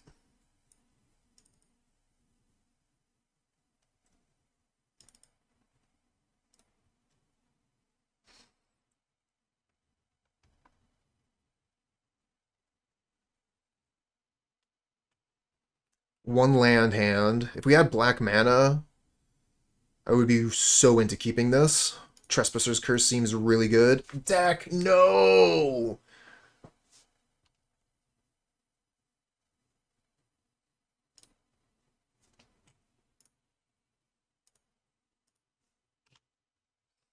We gotta get really lucky now.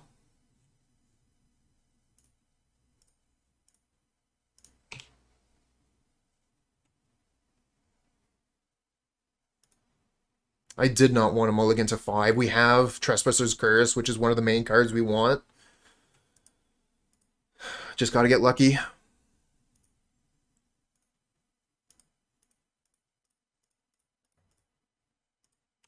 Sacred Cat, that damn thing.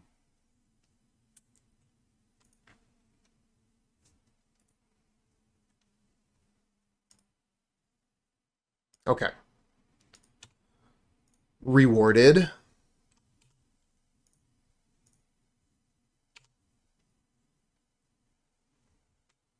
Spicy Brew. I don't know. It's actually one of the main tier decks right now in Pauper. I have fiddled around with it a little bit. Some of the cards might be a little bit different from what you might see on MTG Goldfish, but this has become a mainstay of the format. How big is the difference between Elemental Blast and Pyro in this deck specifically? Incredibly low. Almost, but not quite zero. Because it's playing Swiftspear, Pyroblast is slightly better.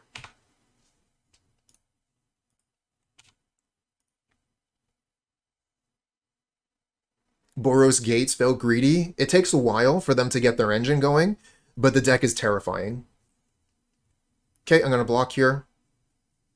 Or do I block? They haven't played a land yet this turn.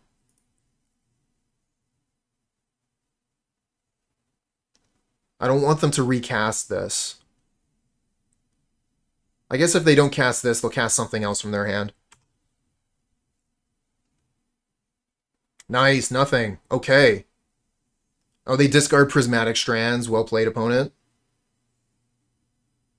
Alright, Trespasser's Curse, go.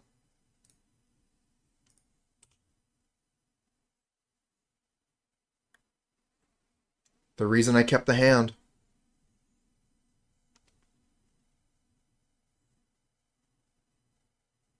Yeah, I mean, if you have the red Elemental Blasts, go for it. Like I said, the difference is absolutely minuscule. It's tiny. Go for it.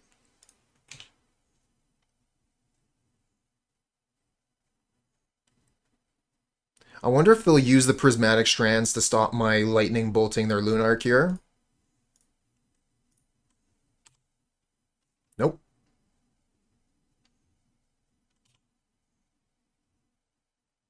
Spellbomb, let's go. Amazing draw. I think we just crack it. We get 3 cards immediately.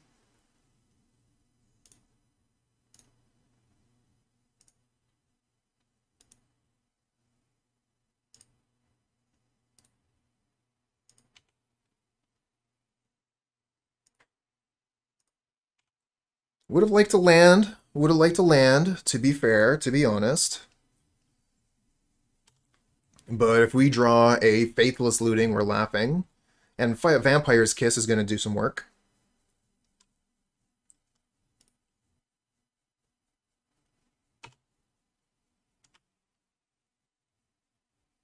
And taking away that setup for the Prismatic Strands is pretty big. Like, they specifically grabbed Squadron Hawk so they could discard Strands, and now it's just gone with no value. Oh, well, they got Basilisk Gate. That's a pretty good one for them, but we get Great Furnace. Very nice, very nice. So we could Vampire's Kiss and then hold up a Madness. Hold up Fiery Temper specifically, because we need the black mana for Kiss.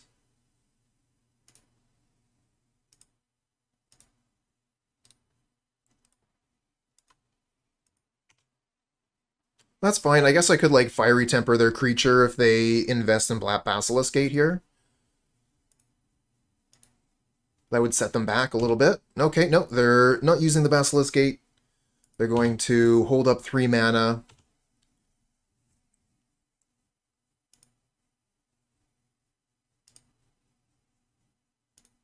Play another Squadron Hawk. Sure, that's fine.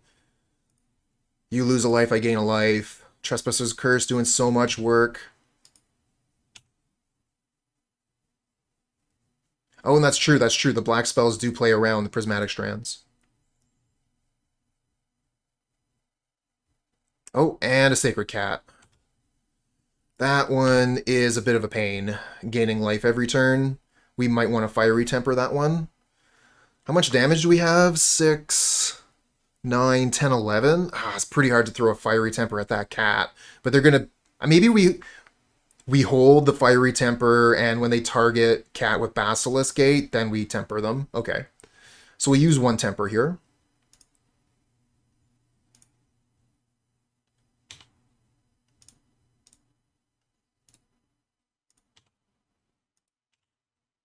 Get a Kitchen Imp, very nice.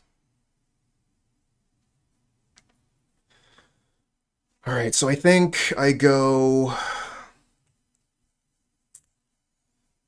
Vampire's Kiss, play Carnarium. Oh, the lands are so awkward for play Carnarium. And hold up Fiery Temper.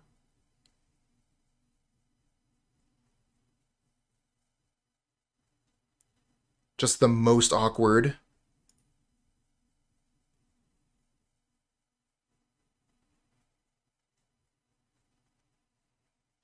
I mean, I think we have to hold the Carnarium, as awkward as that is.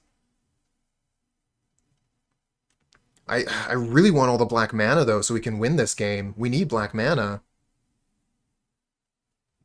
We could just do the whole thing on our turn. Kill the Sacred Cat. And that way they aren't able to gain a bunch of life with Basilisk Gate. And we're still able to get the Carnarium down.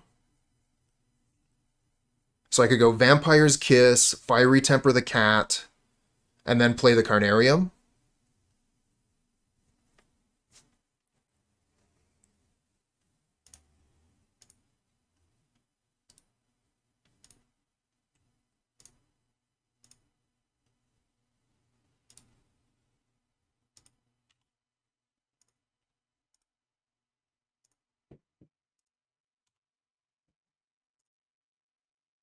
And we'll return the mountain, keep the artifacts on board.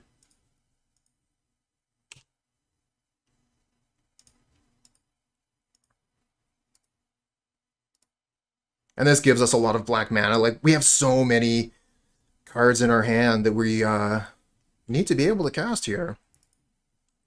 Oh, yeah, that's a good point, too. I could have played around Dust to Dust, returning the Furnace. They would still be able to take the 2 blood tokens, but they wouldn't hit our land. Then again, this might actually serve us, because if they hit Blood Furnace blood token, or Great Furnace blood token, we get to keep a blood token, which is important.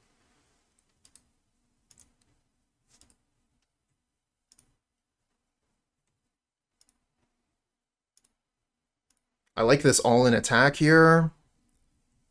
Oh, they probably have another... Yeah, they have another Squadron Hawk. But they're at 8. Draw another Deadly Dispute. Alright, let's start with Kitchen Imp. Oops. Cancel. That's not how you cast Kitchen Imp, friends. You cast it with a blood token. It costs 2 mana for a 2/2 flying haste. Draw a card. Drossforge Bridge.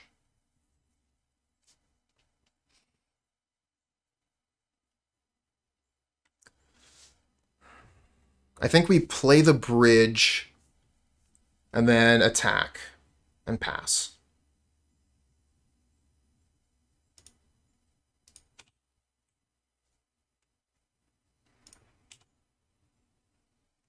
We can Deadly Dispute something. Maybe one of our lands or something. Or the Kitchen Imp if they have a kill spell for it.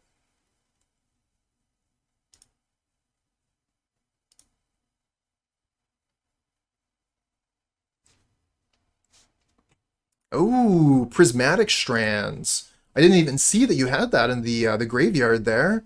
I wasn't paying enough attention. The Faithless Looting was really good. Yeah, sure. That works.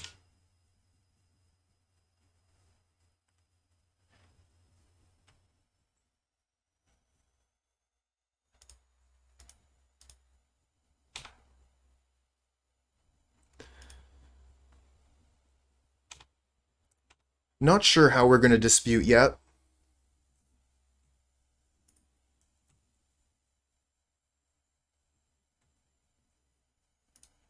Now I know exactly how we're going to dispute.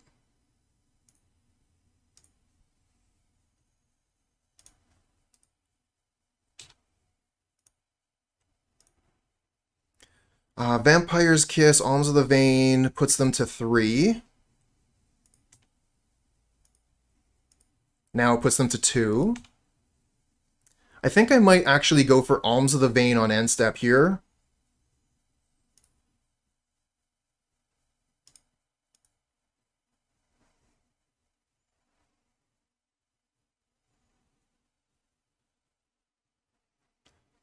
I wonder, has anyone kept track of how much damage Trespasser's Curse has done this game? It's been a lot. Anyone on YouTube want to check back? See how much Trespasser's Curse damage did? Might be able to do that during editing. 6. Thank you, Donut. Pretty good for 1 spell, 2 mana, 6 damage, and we also gain 6 life. That's a 12-point swing, friends.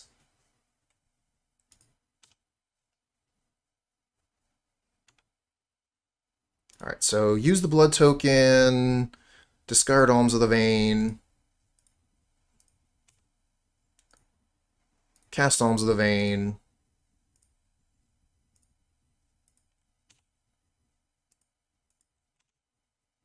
get a Faithless Looting, okay. What else we got? Bloodfell Caves. Okay, so we got a lot of stuff we can just easily discard here. Let's... kind of want to start with a Deadly Dispute. So that if we find Madness cards, then we can use the Faithless Looting to cast them.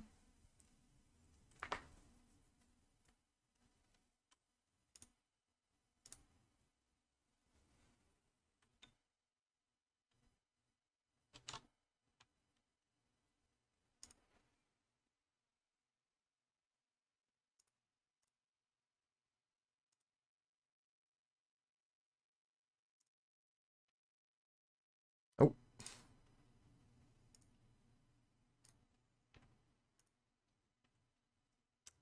I mean, Electrickery does wipe their board. Pretty good booby prize, but let's try the Faithless Looting first.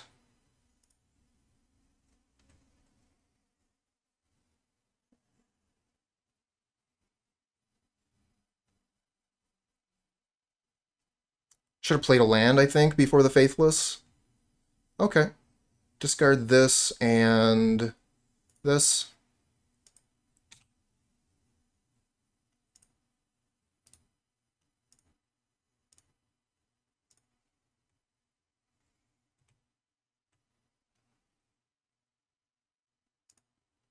Oh, wait, hold on. 1, 2. We don't have enough artifacts for Galvanic Blast to do maximum damage. Oh well, whatever. Do it anyway.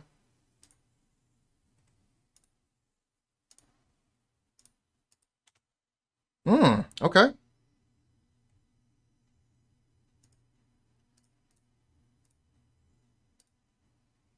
How about this one?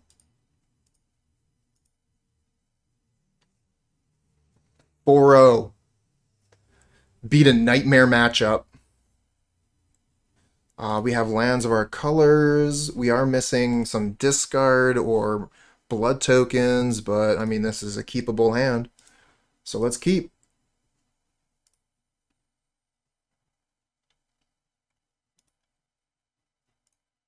Mountain go.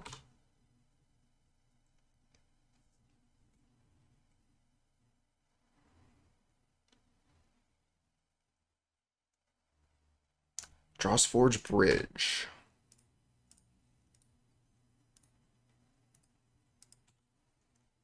Fiery Temper. A lot of madness. No ways to get it going. Let's play the Vault of Whispers pass.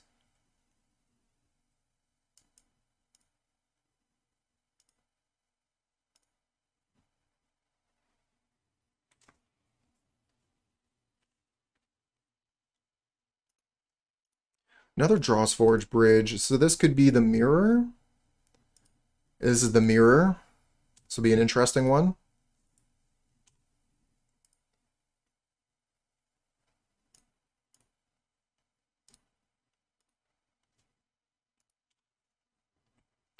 Great Furnace. I think we just go for Alms of the Vein, then next turn play Kitchen Imp.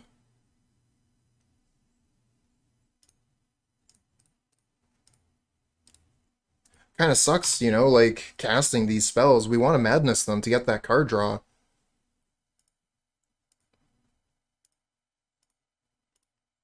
It's an important part of the deck. So yeah, they got their discard spells. That's how you're supposed to do it, chat.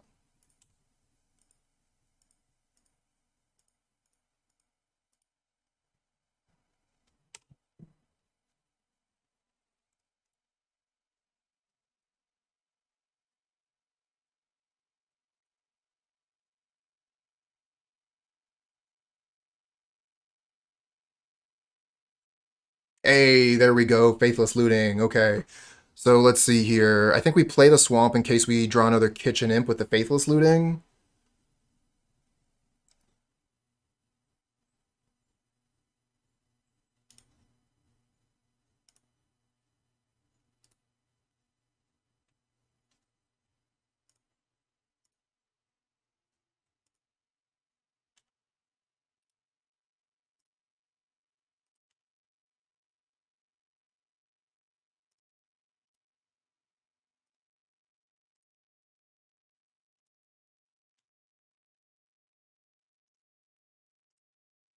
All right, let's put him to 6.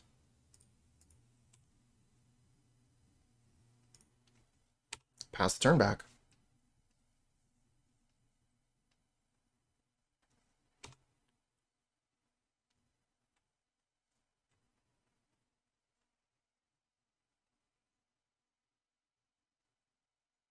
Great timing on that Faithless Looting.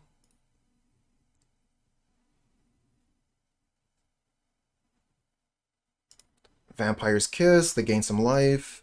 Set them up with blood tokens. Oh, they're going to Chain Lightning my Kitchen Imp. So that's all the damage we're getting out of that. Their Kitchen Imps, on the other hand, ready to do a lot more damage.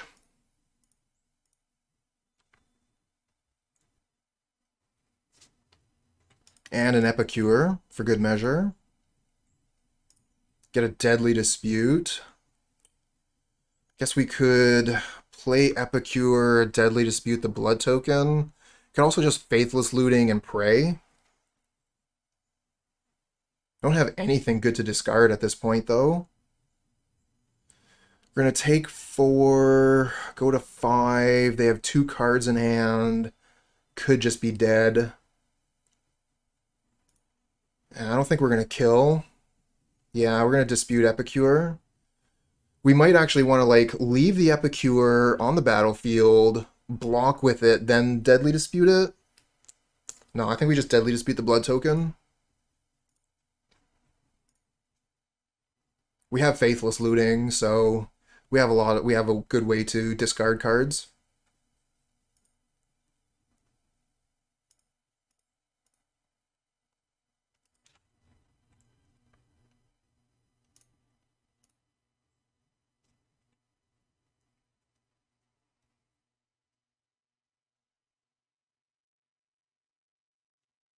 Hmm. Well, if we're going to do that, we should probably wait until combat so we can get a block here.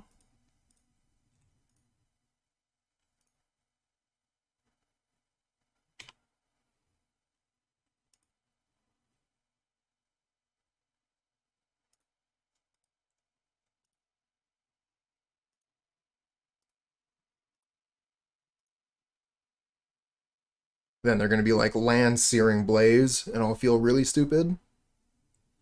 I don't think they play Searing Blaze.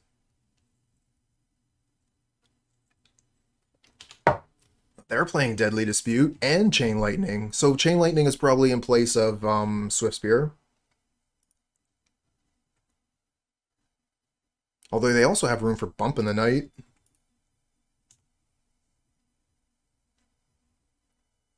Okay.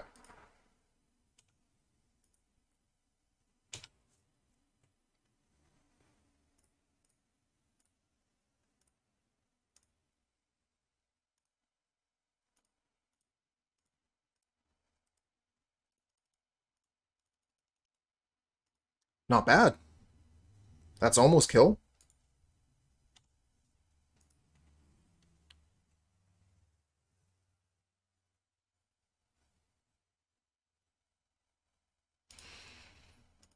But they have 3 cards in hand and a lot of mana.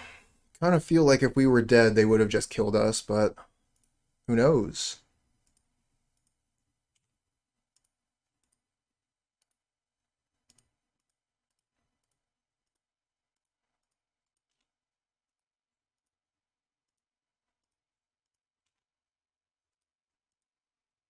Alright, opponent. Do you have the kill?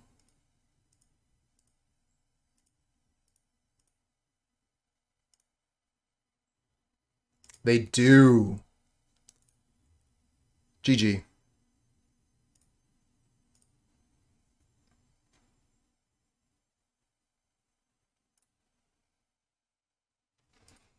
I don't think we really change anything, honestly.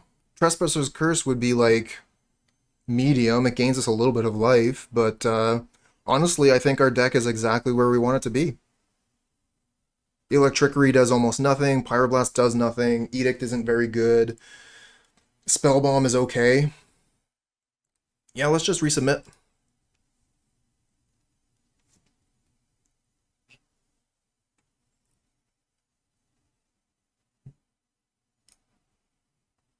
Yep, that's a keeper. Turn 1 Swiftspear, turn 2 Kiss. That's a good hand.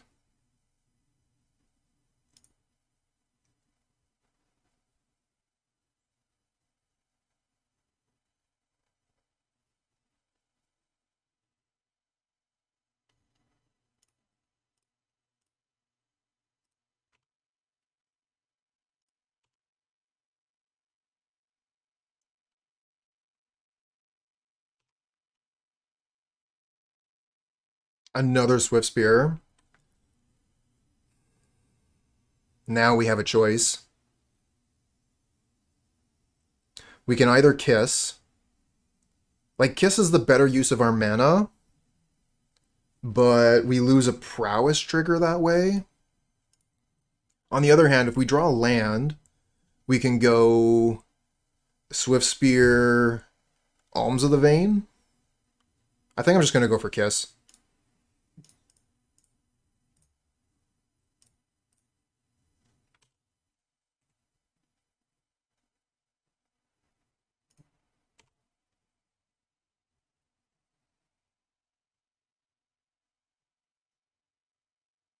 Yeah, Vampire's Kiss is super important in the list. It isn't quite as good as Faithless Looting, but very close. Oh, Galv Blast on the Swiftspear. Well, we don't have any spells to cast to save it. Come on, land on top. Give me a land on top.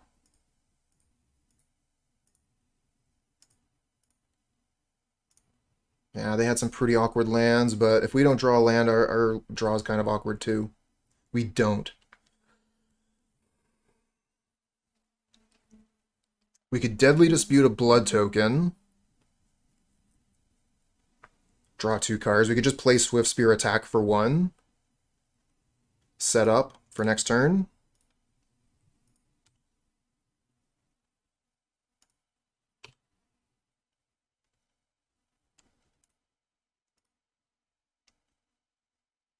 And I don't want to cycle any of these cards. I'm keeping all my blood tokens. We're not ditching anything here to try and draw a land. Our hand is just too good.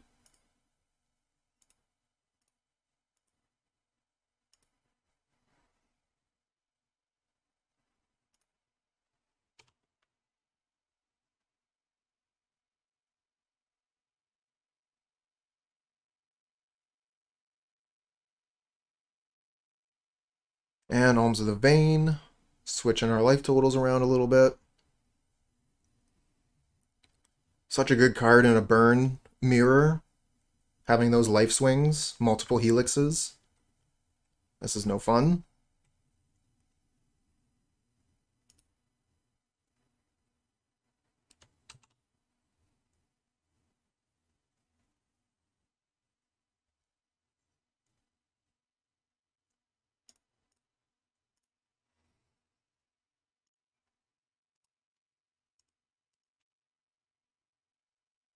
Nice. Okay, we got the lands. We could just play Great Furnace Epicure this turn, kind of set up. We're not really in a lot of danger at the moment.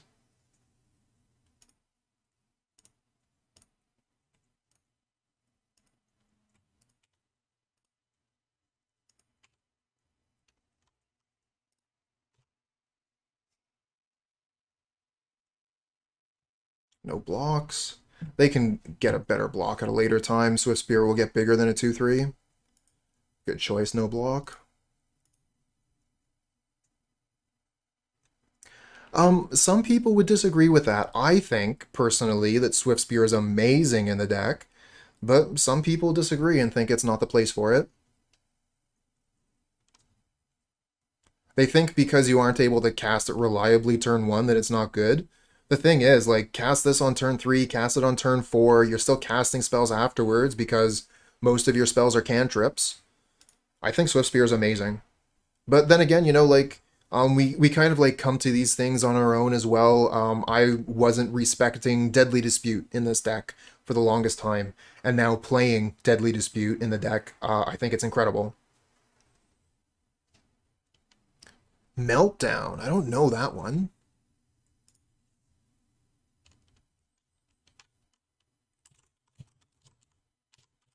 Probably something about killing artifacts. Destroy each artifact with mana value X or less. Jeez. Yeah, that would definitely change our views on artifact lands. It's already difficult to play artifact lands with, you know, like Dust to Dust, Smash to Smithereens, um, the Mox Monkey. So you need a really good reason to be playing these lands.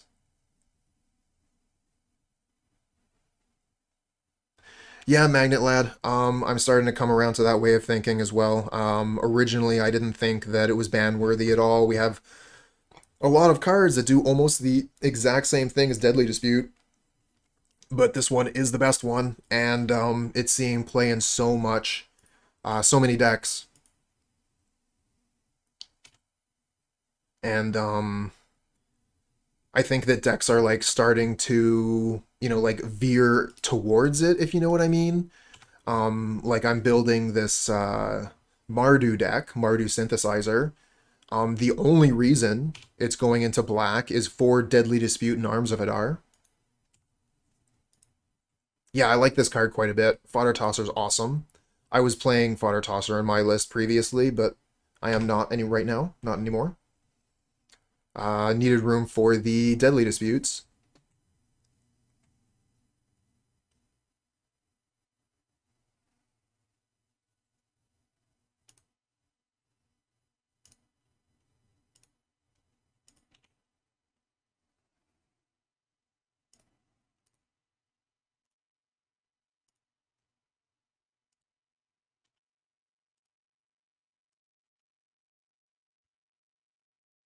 Hey, look who it is, Deadly Dispute.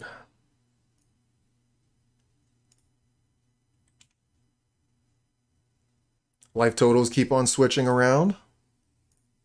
All gain life, now you gain life, now you gain life, now all gain life. I mean, oh, you know what? I was thinking sorcery speed. We should have attacked first. We had the blood tokens. 100% should have attacked first. Thanks for pointing that out, Blind.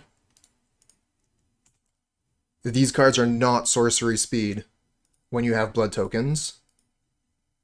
We still got the damage that I wanted in, so this is fine.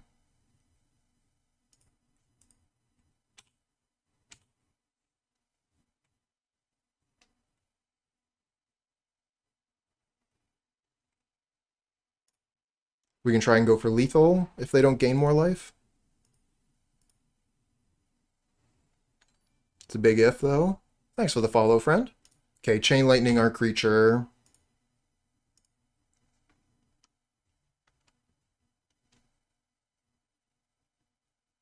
Fodder Tosser for another Alms of the Vein. This is their third one. Of course, we have another Vampire's Kiss ready to go. But this is 5 damage to us, and they gain 3. It's pretty big. Fodder Tosser doing a lot of work for the opponent. playing the land. Oh, I guess it's another red source. That makes sense. Alright, so let's start with a kiss.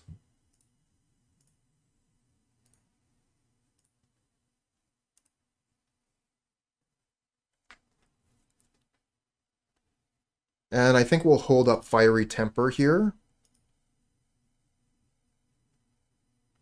Could also play Epicure and have... We could play Epicure and we still hold up whatever we want. Because we have that treasure token.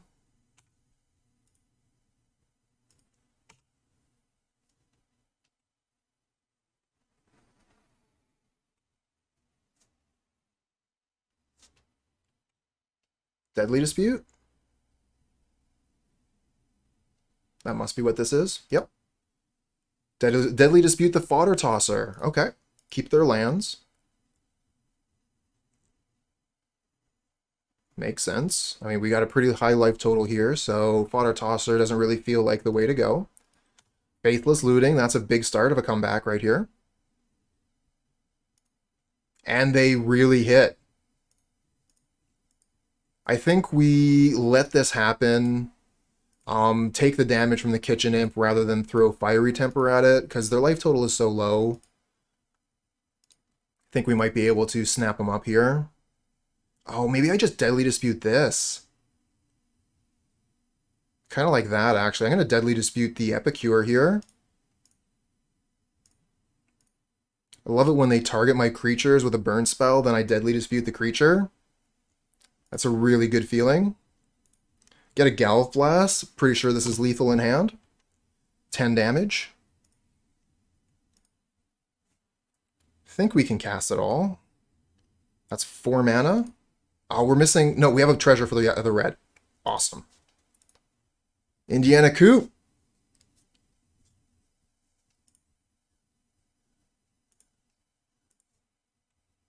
So they have 3 mana. Okay, but they don't do anything and they don't have any way to discard. So I think this is just lethal. 1, 2, bunch of artifacts. Go for Galvanic Blast. Oh, really, Shauna? Awesome. Should I tell them you say hi?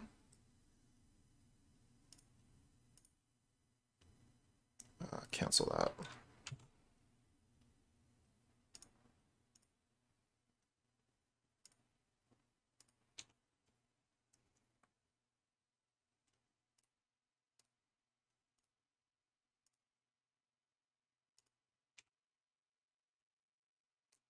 Okay.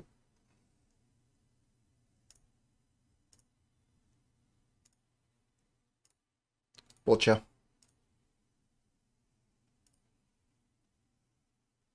Awesome. Going to a game 3. Hype.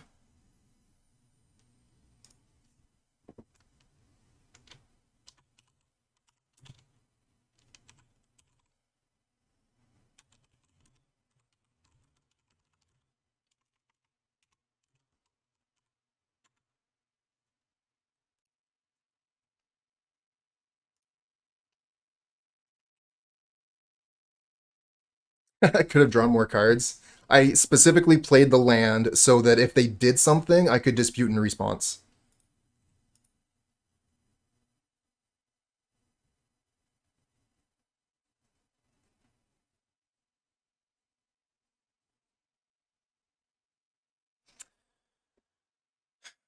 Not a huge fan of this one, but I don't think I can throw it away.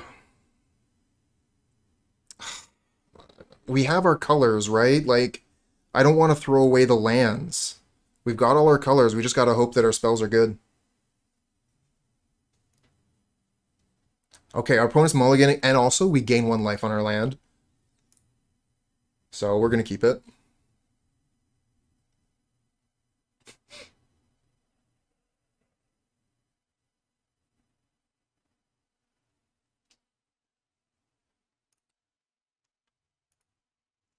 No Swiftspear.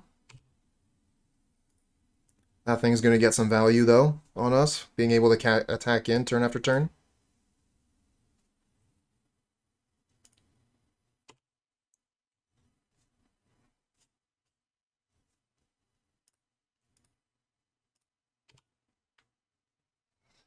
Ninjutsu!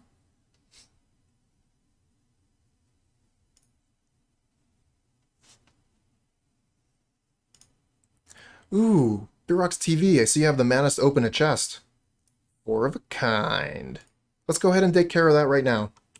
I'm going to pass it back to the opponent's turn. We'll F6, and then we'll open that chest.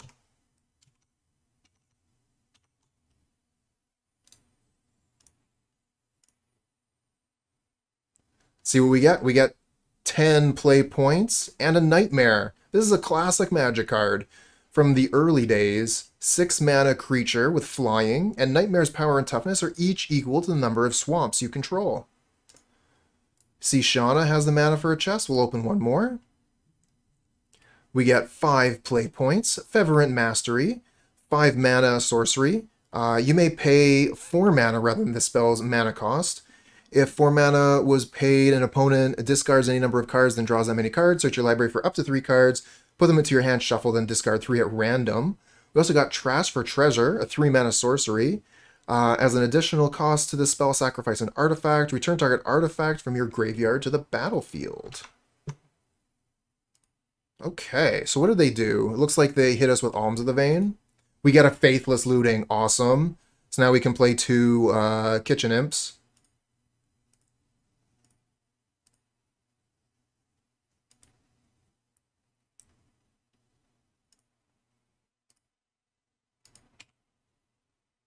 Finally found the looting. Let's go.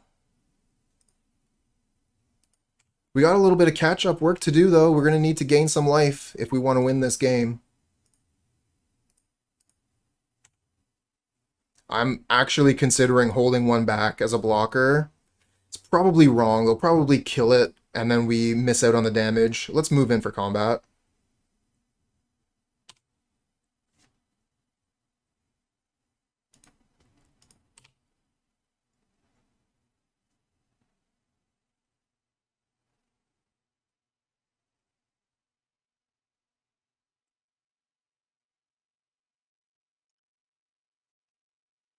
But then we would have prevented that damage to the face. Oh, okay, well, that's best of both worlds, chat. They use the Fiery Temper on the tapped creature.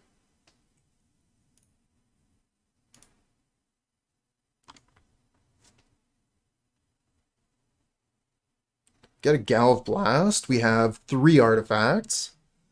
So we could play Vault of Whispers, do 7 damage, and then not much else. We could play Vault of Whispers, play Kitchen Imp, attack for 4. Kind of like that line, I think. We could flashback Faithless Looting.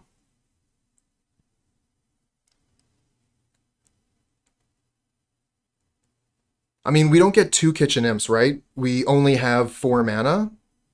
So, yeah, we wouldn't be able to do that this turn. I think we go Kitchen Imp and then set up for next turn Faithless Looting, Kitchen Imp, Fiery Temper.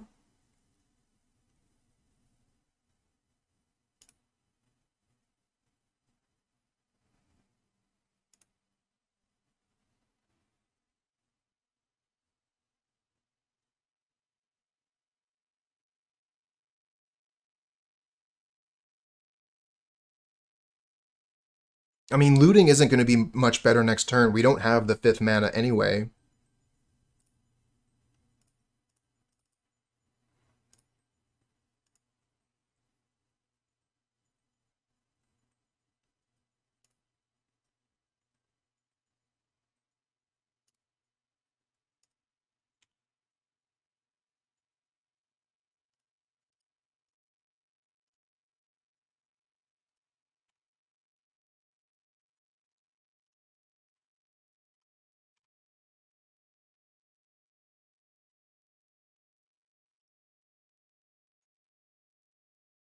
Really sweating here with them having 6 cards in hand, and we're at 12 life. The only thing stopping us from being dead is they don't have a lot of lands. Yeah, but Carnarium takes time to get that mana. I don't think we have time. I want that red mana right now so we can start casting our bolts. Hey, handsome. Welcome, welcome.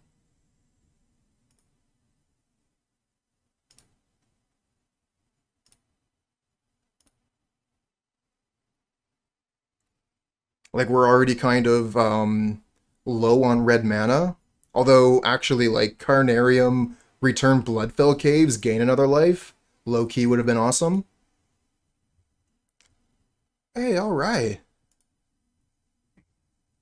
A lot of love to the lurkers, chat. All you lurkers out there, thank you very much. Appreciate you.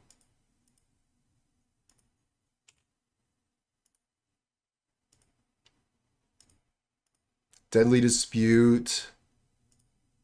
Looks like they... Okay, they did hit the land.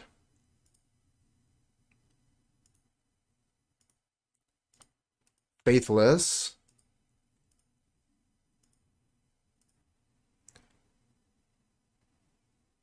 Oh, wow. What a hit.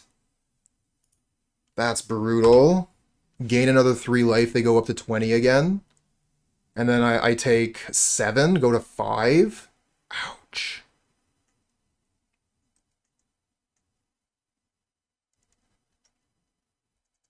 No, they go for my creature again. Awesome. I love that they're not hitting my face with those spells. That's amazing.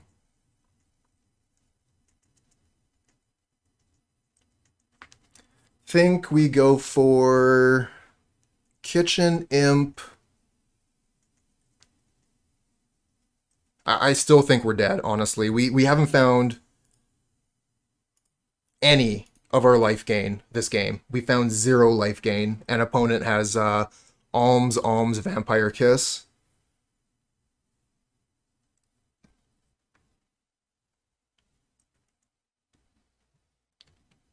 Imp and 2 Lightning. Don't have that kind of mana, friend. We got Imp and Galvanic Blast. That's what we got.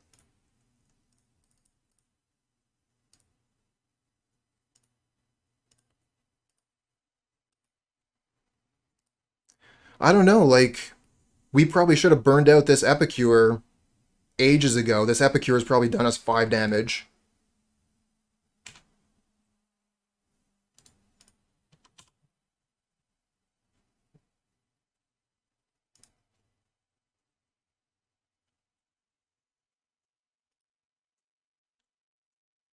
That was an option, but I wanted to be able to cast my spells here. So we can cast one of these spells. Galvanic Blast you, put you to 12, and then we have 6 more, put you to 6. Kitchen Imp, put you to 2, and then we just need one more thing. Of course, we could just be dead here.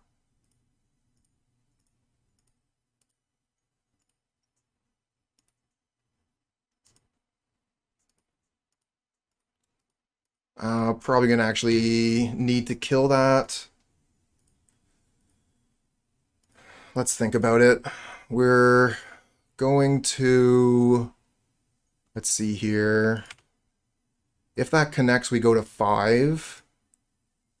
But they have mana floating, so they'll probably cast another spell here. So we'll have more information before we know if we want to kill that Kitchen Imp. Love it! I guess that's only 2 damage, but still, not our face. That does take out a bit of damage on our side. I am thinking I'm just going to Lightning Bolt that Kitchen Imp. So let's see here. We put them to 12, we put them to 10, we put them to 4. We just don't have enough.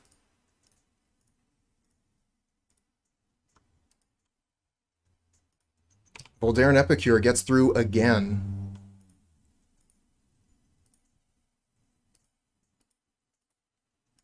Well, like I was saying, maybe I should have targeted that Epicure earlier, because it's done a large amount of damage.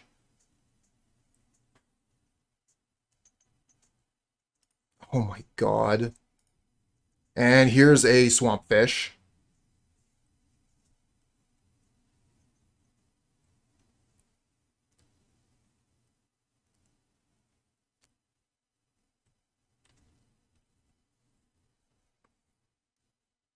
And if I want to return the Bloodfell Caves, I don't have the red mana that I require. I guess I could return the caves without casting anything. And then I hold up Bolt Galvanic Blast, block here. This game.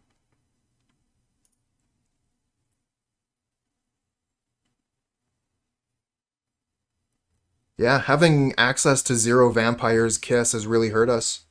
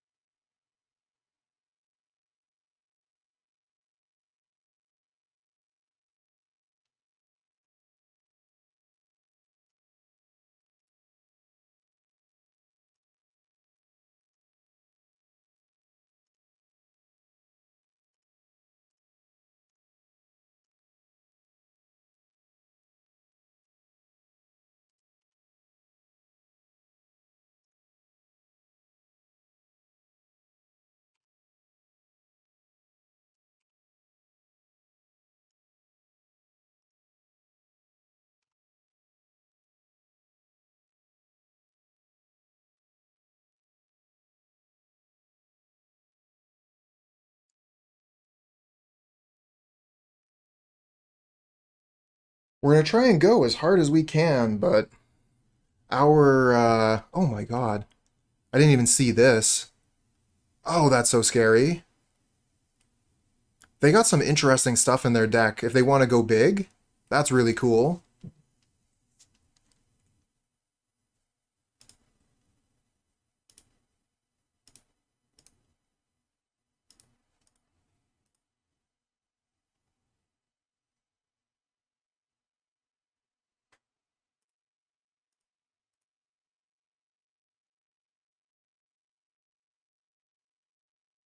If they have a kill spell for the Kitchen Imp, they do. We're dead.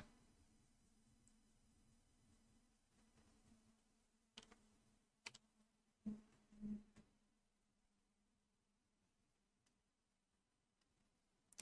think we would have been fine if we had hit some Vampire's Kiss instead of all these Kitchen Imps. Got some blood tokens, gained some life. I think we would have been fine.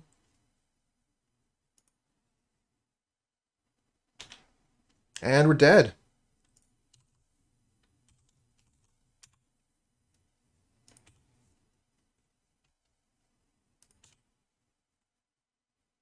Give them the GGs in chat. Those are some really good games. I'm sorry for the way that ended, believers. But that is Magic. And, you know, we still got like 3 games in that last match. And, you know, like, it kind of felt like it could go either way. Had a lot of fun with that league. I hope all of you did too. All right, friends. So this is the deck that we were playing today. Madness, Rakdos Burn, and I mean, the results kind of speak for themselves. We did quite well, only losing in the mirror match, and I think that the opponent played that match very, very well. I thought that, you know, like, it was kind of weird that they were killing our creatures so consistently, but they really turned it around, having access to the engine to be able to turn their spells into cantrips and also to gain all that life. We weren't able to capitalize, and they managed to beat us with large creatures. Really, really fun. But just like in general across the league, I think the deck performed very well. And while I was mostly gushing about Deadly Dispute in between the rounds, so YouTube wouldn't have heard quite as much approval for this card as you here on Twitch, I do want to spend a moment to say that Deadly Dispute is great in this deck. I was sleeping on Deadly Dispute for quite a while because I wanted to play by the philosophy of fire. I wanted my cards to be dealing damage, and Deadly Dispute doesn't deal damage, but we can use our spare resources in order to get more damage with Deadly Dispute. So opponent targets our Swiftspear with a removal spell, we Deadly Dispute, grab another Swiftspear. Opponent wants to kill our Voldaren Epicure or a Kitchen Imp, same thing, Deadly Dispute it, get some more resources. We have a bunch of blood tokens from Vampire's Kiss. What the hell? We'll sacrifice one, Deadly Dispute, draw 2 cards, refuel. So yeah, I'm a believer. Deadly Dispute, 4 of in Madness. I also really do believe in the Swiftspear in this deck. A lot of other people have been sleeping on that. I've been a fan of Swiftspear in Madness since day one, since it was downgraded. We'll see how other people feel about the card as we move forward, but I think it's definitely deserves a slot. As far as the sideboard goes, love the Diabolic Edicts. I'm really happy that I was able to find room for a third. Trespasser's Curse was a big help in that one match, the Boros Gates deck, so definitely happy to have access to that. Um, yeah, I think like overall, I'm just really, really happy with this deck. I don't think I would change a thing, and I would highly recommend it. Perfect score. Go out and get it if you haven't already.